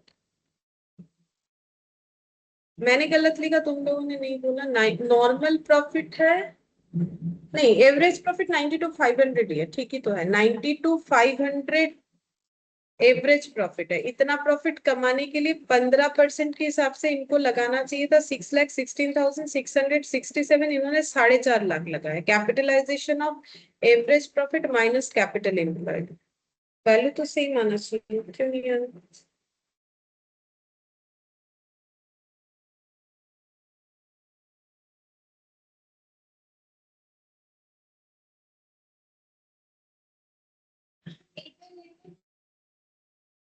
है? সে 15% ছিল তো, है। तो 15 रुपए कमाने के लिए 100 रुपए लगाना पड़ता है, तो 90 to 500 कमाने के लिए कितना लगाना पड़ेगा, सही तो आया है 6,16,667, बट इन्होंने 4.5 लगा के ये कमा लिया, नहीं कमाया, तो फिर 1,66,670 इनका गुडविल हुआ। और एक चीज निकालो तो तब समझ में आएगा, ये सुपर प्रॉफिट कितना आया था, 25,000, तो 100/15 इंटू 25,000 का,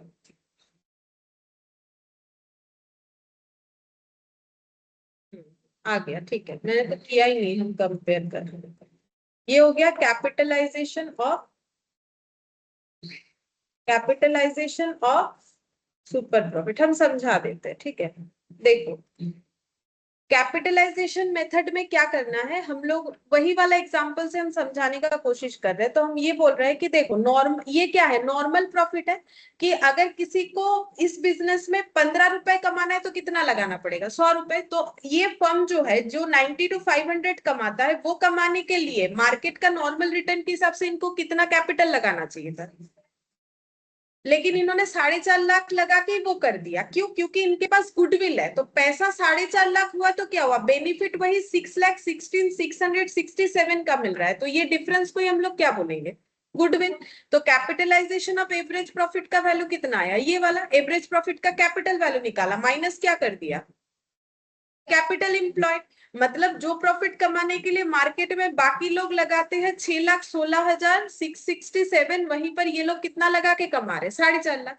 अब इसी का अगर सुपर प्रॉफिट मेथड से निकालोगे तो भी सेम आंसर आएगा। सुपर प्रॉफिट का मतलब देखो ये लोग एक्स्ट्रा कितना प्रॉफिट कमाते हैं, 25,000। तो एक्स्ट्रा प्रॉफिट कमाने के लिए जो एक्स्ट्रा पैसा बाकी लोगों को लगाना पड़ेगा, इनको नहीं लगाना पड़ेगा। इनको कितना लगाना है, 4.5 लाख। बाकी लोगों को कितना लगाना है, 6,16,667। तो फिर एक्स्ट्रा बाकी लोगों को कितना लगाना है, 1,66,667, जिससे ये इनके बराबर का प्रॉफिट कमा सकते हैं। यानी नॉर्मली ये एक्स्ट्रा कितना कमाते, 25,000। ये एक्स्ट्रा 25,000 कमाने के लिए बाकी लोगों को कितना लगाना पड़ेगा, 166,667। मतलब यहाँ पर देखो, यहाँ पर 4.5 लाख लगा के ये क्या है, कैपिटल एम्प्लॉयड कितना कमा रहे हैं, 90 to 500। ठीक है, बाकी लोगों को अगर 90 to 500 कमाना है, ठीक है, तो कितना लगाना पड़ेगा, ठीक है। तो इनका जितना एक्स्ट्रा जा रहा है, ठीक है, मतलब बाकी लोगों का, या फिर इसके हिसाब से देखो तो इनको जितना कम लगाना पड़ रहा है, वही इसका क्या है, गुडविल का प्लस पॉइंट है। ठीक है, गुडविल का प्लस पॉइंट है। एक तो ऐसे समझ सकते हैं, ठीक है। दूसरा, ये एक्स्ट्रा कितना प्रॉफिट कमाते हैं, 25,000। तो ये एक्स्ट्रा कमाने के लिए इनको एक्स्ट्रा क्या लगाना पड़ेगा, कैपिटल, क्योंकि इनका तो गुडविल है नहीं। तो इनको अगर प्रॉफिट कमाना है तो पैसा लगाना पड़ेगा, गुडविल नहीं है। तो इनको एक्स्ट्रा जितना कैपिटल लगाना पड़ेगा वही इनका इनका गुडविल का वैल्यूएशन है। तो सुपर प्रॉफिट मेथड का कैपिटलाइजेशन निकालो या एवरेज का कैपिटलाइजेशन निकालो, दोनों से आंसर क्या आएगा, फिर सेम आएगा। क्योंकि एक चीज में हम लोग क्या निकाल रहे हैं, टोटल प्रॉफिट का कैपिटल वैल्यू निकाल रहे हैं, फिर टोटल कैपिटल से डिफरेंस निकाल रहे हैं। और एक में हम लोग क्या कर रहे हैं, प्रॉफिट को ही पहले माइनस कर ले रहे हैं कि एक्स्ट्रा इतना प्रॉफिट, तो एक्स्ट्रा उतना कमाने के लिए आपको कितना कैपिटल एक्स्ट्रा लगाना पड़ेगा। और एक में हम लोग टोटल प्रॉफिट निकाल के एक्स्ट्रा कैपिटल निकाल रहे हैं। बात तो एक ही, समझ में आया, दोनों बात एक हो रहा है कि नहीं। चलो एक और क्वेश्चन करने से समझ में आएगा। ये मैंने उसी से बता दिया तो तुम लोग को कितना समझ में आया, इसके नेक्स्ट वाले क्वेश्चन में देखने से ही पता चलेगा। ये मैंने उसी क्वेश्चन से कर दिया। चलो देखते हैं, ये वाला देखो,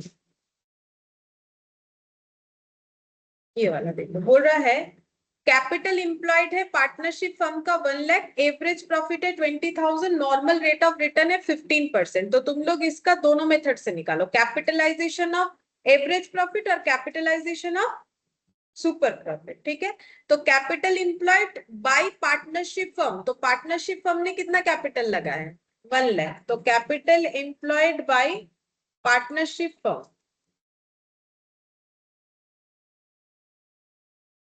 कितना है, 1 लाख। ठीक है, अच्छा, और बोल रहा है कि एवरेज प्रॉफिट है 20,000। एवरेज प्रॉफिट, तो एवरेज प्रॉफिट 20,000 का मतलब किसका एवरेज प्रॉफिट है, पार्टनरशिप फर्म का। और नॉर्मल रिटर्न कितना है, 15%। अब मेरा क्वेश्चन ये है कि इसका गुडविल का वैल्यू निकालो, capitalisation of average profit, capitalisation of super profit. दोनों का आंसर सेम आता है। ठीक है, सेम आता है। क्यों आता है हम फिर से एक्सप्लेन कर देते। पहले तुम लोग निकाल के तो देखो आंसर क्या है, पहले तुम लोग फॉर्मेट में डाल के निकालो।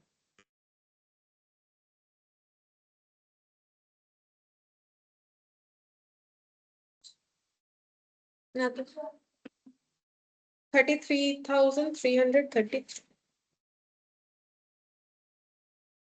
देखो, कैपिटलाइजेशन मेथड का मतलब है कि एवरेज प्रॉफिट का कैपिटल वैल्यू निकालना पड़े। और कैपिटलाइजेशन ऑफ सुपर प्रॉफिट का मतलब है एवरेज सुपर प्रॉफिट का कैपिटलाइजेशन वैल्यू निकालना पड़ेगा। तो पहले तुम लोग एवरेज प्रॉफिट का कैपिटल वैल्यू निकाल लो, वो तो गिवन है ना क्वेश्चन में। एवरेज प्रॉफिट बोलो उसका कैपिटल वैल्यू कितना होगा।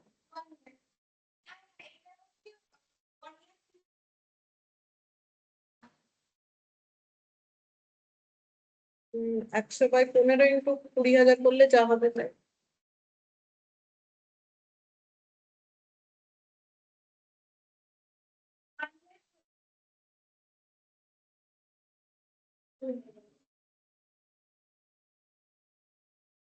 वन लैख 33,000 माइनस 1 होता है 33,363।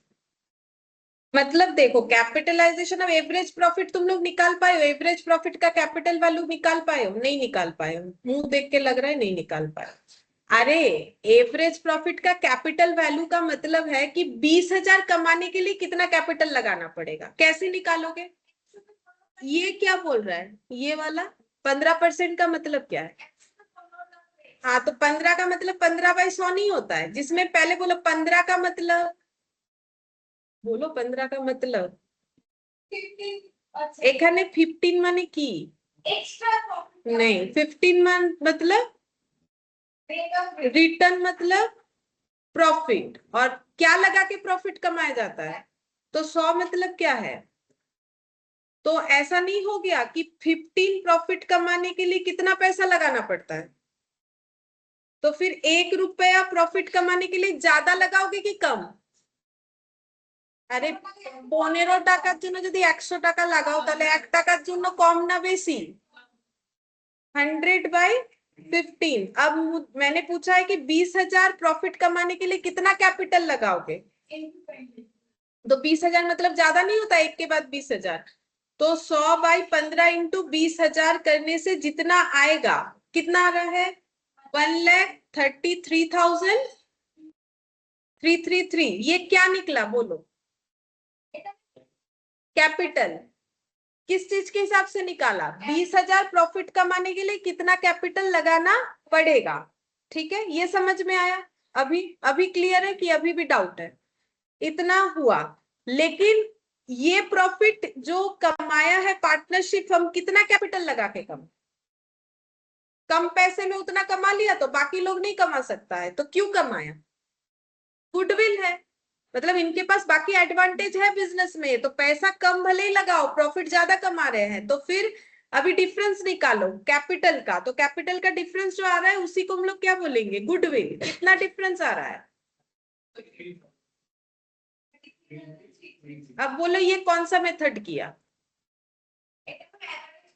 एवरेज प्रॉफिट का कैपिटल वैल्यू नहीं निकाला, 20,000 का कैपिटल वैल्यू ही तो निकाला। तो ये कौन सा मेथड हो गया, कैपिटलाइजेशन ऑफ एवरेज प्रॉफिट। अब मेरा ये कहना है कि जब तुम लोग कैपिटलाइजेशन ऑफ सुपर प्रॉफिट निकालोगे तो भी तुम लोग का गुडविल कितना आएगा 33,333। अब मुझे पहले तुम लोग सुपर प्रॉफिट निकाल के बता दो, फिर हम बताते बाकी चीज।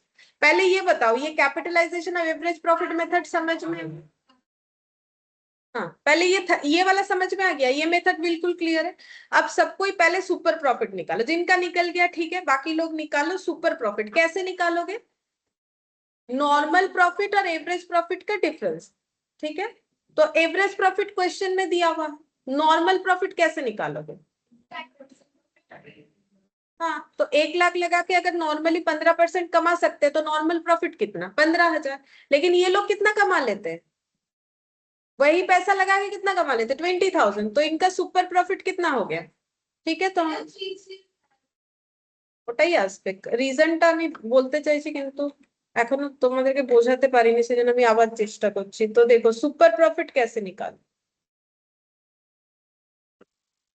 Average profit 25,000, normal profit 1 lakh into 15%। কোনটা 20 এটা, अच्छा 20। ठीक है तो 20,000 माइनस, तो फिर कितना आ गया। अच्छा अब मेथड क्या बोल रहा है, कैपिटलाइजेशन पहले मेथड समझाते हैं। कैपिटलाइजेशन ऑफ सुपर प्रॉफिट मतलब सुपर प्रॉफिट का कैपिटल वैल्यू निकालो। तो कैपिटल वैल्यू निकालने के लिए स्टैंडर्ड डेटा हमारे पास क्या है कि 15 रुपए मिलता है कितना लगा के 100। तो 5,000 तो प्रॉफिट है, तो ये 15 क्या है प्रॉफिट। ये प्रॉफिट कमाने के लिए कितना कैपिटल लगाते 100।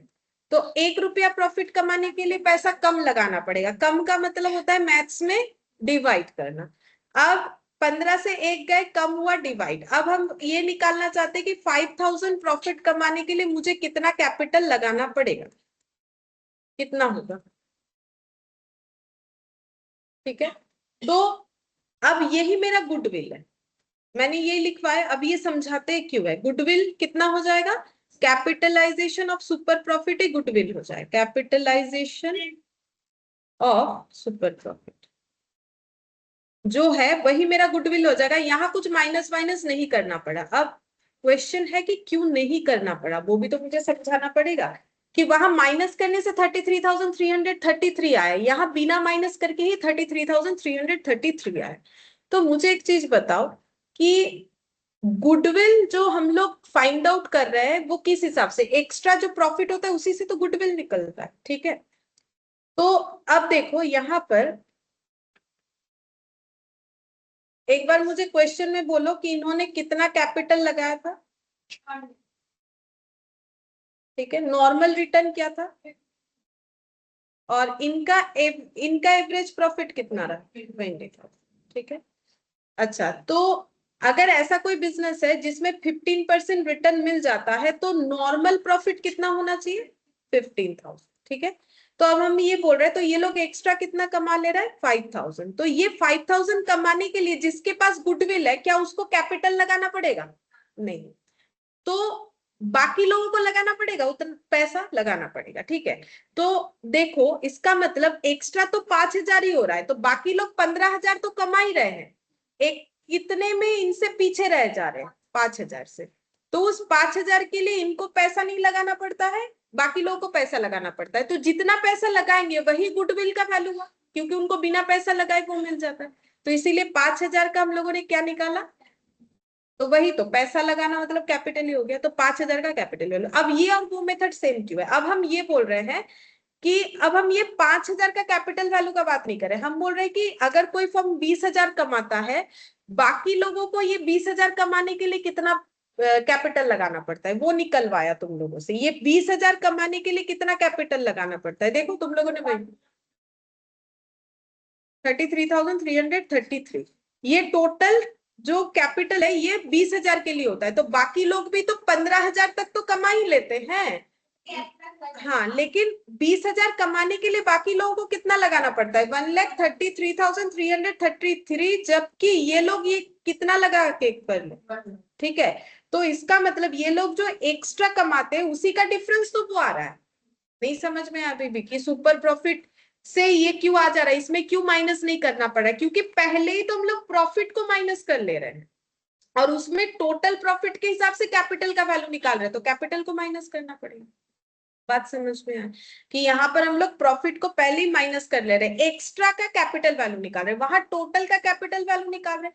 तो टोटल का कैपिटल वैल्यू के साथ जब कंपेयर करेंगे तो फिर दो कैपिटल को क्या करना पड़ेगा, माइनस करना पड़ेगा। ठीक है, और यहाँ पर हम लोग क्या कर रहे हैं, हम लोग सिर्फ एक्स्ट्रा निकाल ले रहे हैं, कितना एक्स्ट्रा कमा रहे हैं, तो उस एक्स्ट्रा का कैपिटल वैल्यू ही गुडविल हुआ। यहाँ पर हम लोग एक्स्ट्रा का कैपिटल वैल्यू नहीं निकाल रहे हैं। इस मेथड में हम लोग क्या कर रहे हैं, हम लोग पूरा का कैपिटल वैल्यू निकाल रहे हैं। तो पूरा तो बाकी लोग भी कमाते हैं, मतलब बाकी लोग जो 1,33,333 लगाना पड़ रहा है तो इनको 1,00,000, तो ये टोटल प्रॉफिट के हिसाब से है। तो टोटल प्रॉफिट के हिसाब से टोटल कैपिटल, तो फिर एक्स्ट्रा कैपिटल जो हुआ तो वो तो एक्स्ट्रा प्रॉफिट के लिए ही हो रहा है ना। मतलब ये 33,333 का कैपिटल लगाओगे तो ही एक्स्ट्रा कितना कमा पाओगे 5,000। इसीलिए सुपर प्रॉफिट का कैपिटलाइजेशन वैल्यू निकालने से जस्ट सुपर प्रॉफिट का कैपिटल वैल्यू निकालोगे तो गुडविल ऑटोमेटिकली निकल गया और उसमें क्या होगा माइनस करना पड़ेगा। क्या अब हम समझा पाए।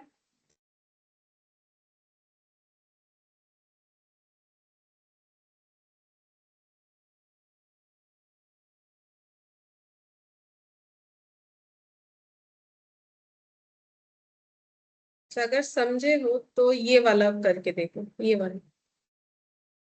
The net tangible asset of a firm are 410 and the average profit of last 4 years amount to 60,000. Tangible asset का मतलब इसमें कोई intangible item नहीं, क्यों नहीं पता है? Intangible में normally एक business का क्या होता है? Goodwill. लेकिन जब हम लोग goodwill का ही valuation कर रहे हैं तो goodwill को include नहीं कर सकते, इसीलिए जब goodwill का valuation होता है तो सारा tangible assets लेना पड़ता है। तो वो इतना डिटेल्स में है नहीं तुम लोग का, वो तब होता है जब हम लोग इंडिविजुअली वैल्यूएशन ऑफ गुडविल का चैप्टर पढ़ते हैं, ठीक है?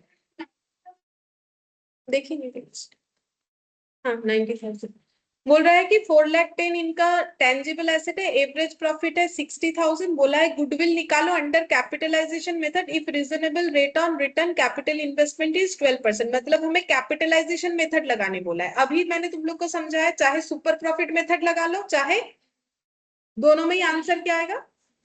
अब तुम लोग का मैंने दोनों लगा के देख सकते हो, दोनों लगा के ट्राई करो, सुपर प्रॉफिट से भी निकालो और हाँ दोनों से ही निकालो। 90,000 9 हाँ 90,000, दोनों से ही 90,000 आना चाहिए।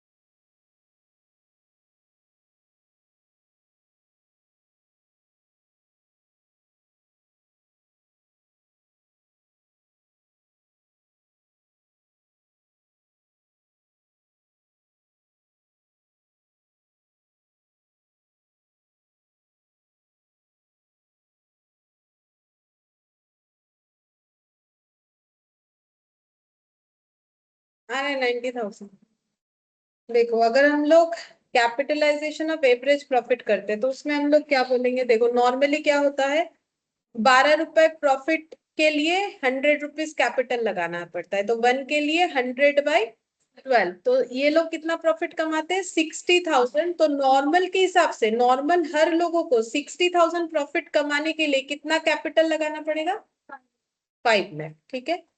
लेकिन ये 60,000 कमाने के लिए जहां पर बाकी लोगों को 5 लाख लगाना है, इनको कितना लगाना है 4,10,000, तो फिर इनके बिजनेस में गुडविल कितना हो गया, बाकी लोगों को जो एक्स्ट्रा पैसा लगाना पड़ रहा है वही इनका गुडविल हो जाएगा, तो कितना हो गया 90,000। अब इसी को अगर, ये कौन सा निकला, capitalization of average profit method, और capitalisation of super profit method में अगर जाते हैं तो सबसे पहले निकाल लेते हैं एक्स्ट्रा कितना प्रॉफिट कमा रहे हैं, ठीक है? तो सुपर प्रॉफिट कमा निकालो, सुपर प्रॉफिट कितना हो जाएगा, एवरेज माइनस नॉर्मल, तो नॉर्मल कितना हो जाएगा, नॉर्मल तो हो जाएगा, हाँ ये देखो 4,10,000 इंटू 12%, नॉर्मल लोग तो वही कमाते हैं, हाँ, और एवरेज ये कमाते हैं 60।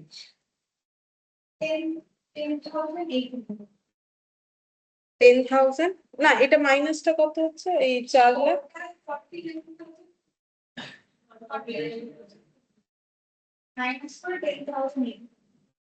10,800। अब इसका क्या निकालोगे, कैपिटल वैल्यू, तो कितना हो जाएगा, कैपिटल वैल्यू हो जाएगा 100/12 इंटू 10,800, तो कितना आ जाएगा 90,000 गुडविल। देखो एक चीज और एक तरीके से मैथमेटिकली समझ सकते हैं, गुडविल जब निकाल रहे तो कितना माइनस करें, 5 लाख माइनस 4,10,000, मतलब दो कैपिटल, तो 60,000 का कैपिटल वैल्यू कितना है 5 लाख, और माइनस 4,10,000 नहीं हो रहा है। अगर प्रॉफिट नहीं निकाल के करोगे तो ये 60,000, 60,000 के लिए कितना है 5 लाख, और ये 4,10,000, ठीक है? यहाँ तो प्रॉफिट निकाल रहे बोल के इंटू 12% कर रखा है, तो आंसर कितना आ जाएगा 90,000, ठीक है? ये इलास्ट्रेशन 1 तुम लोग ट्राई करके देख सकते हो, जिसमें सारे मेथड से करने के लिए बोला, एवरेज, सुपर प्रॉफिट, कैपिटलाइजेशन। सिर्फ एन्युटी से नहीं करना है क्योंकि एन्युटी मैंने भी सिखाया नहीं है, तुम लोग करोगे तो नहीं, मैंने बोल दिया वो अलग बात है। इलास्ट्रेशन 1 होमवर्क, ठीक है? ठीक है चलो आज इतना ही।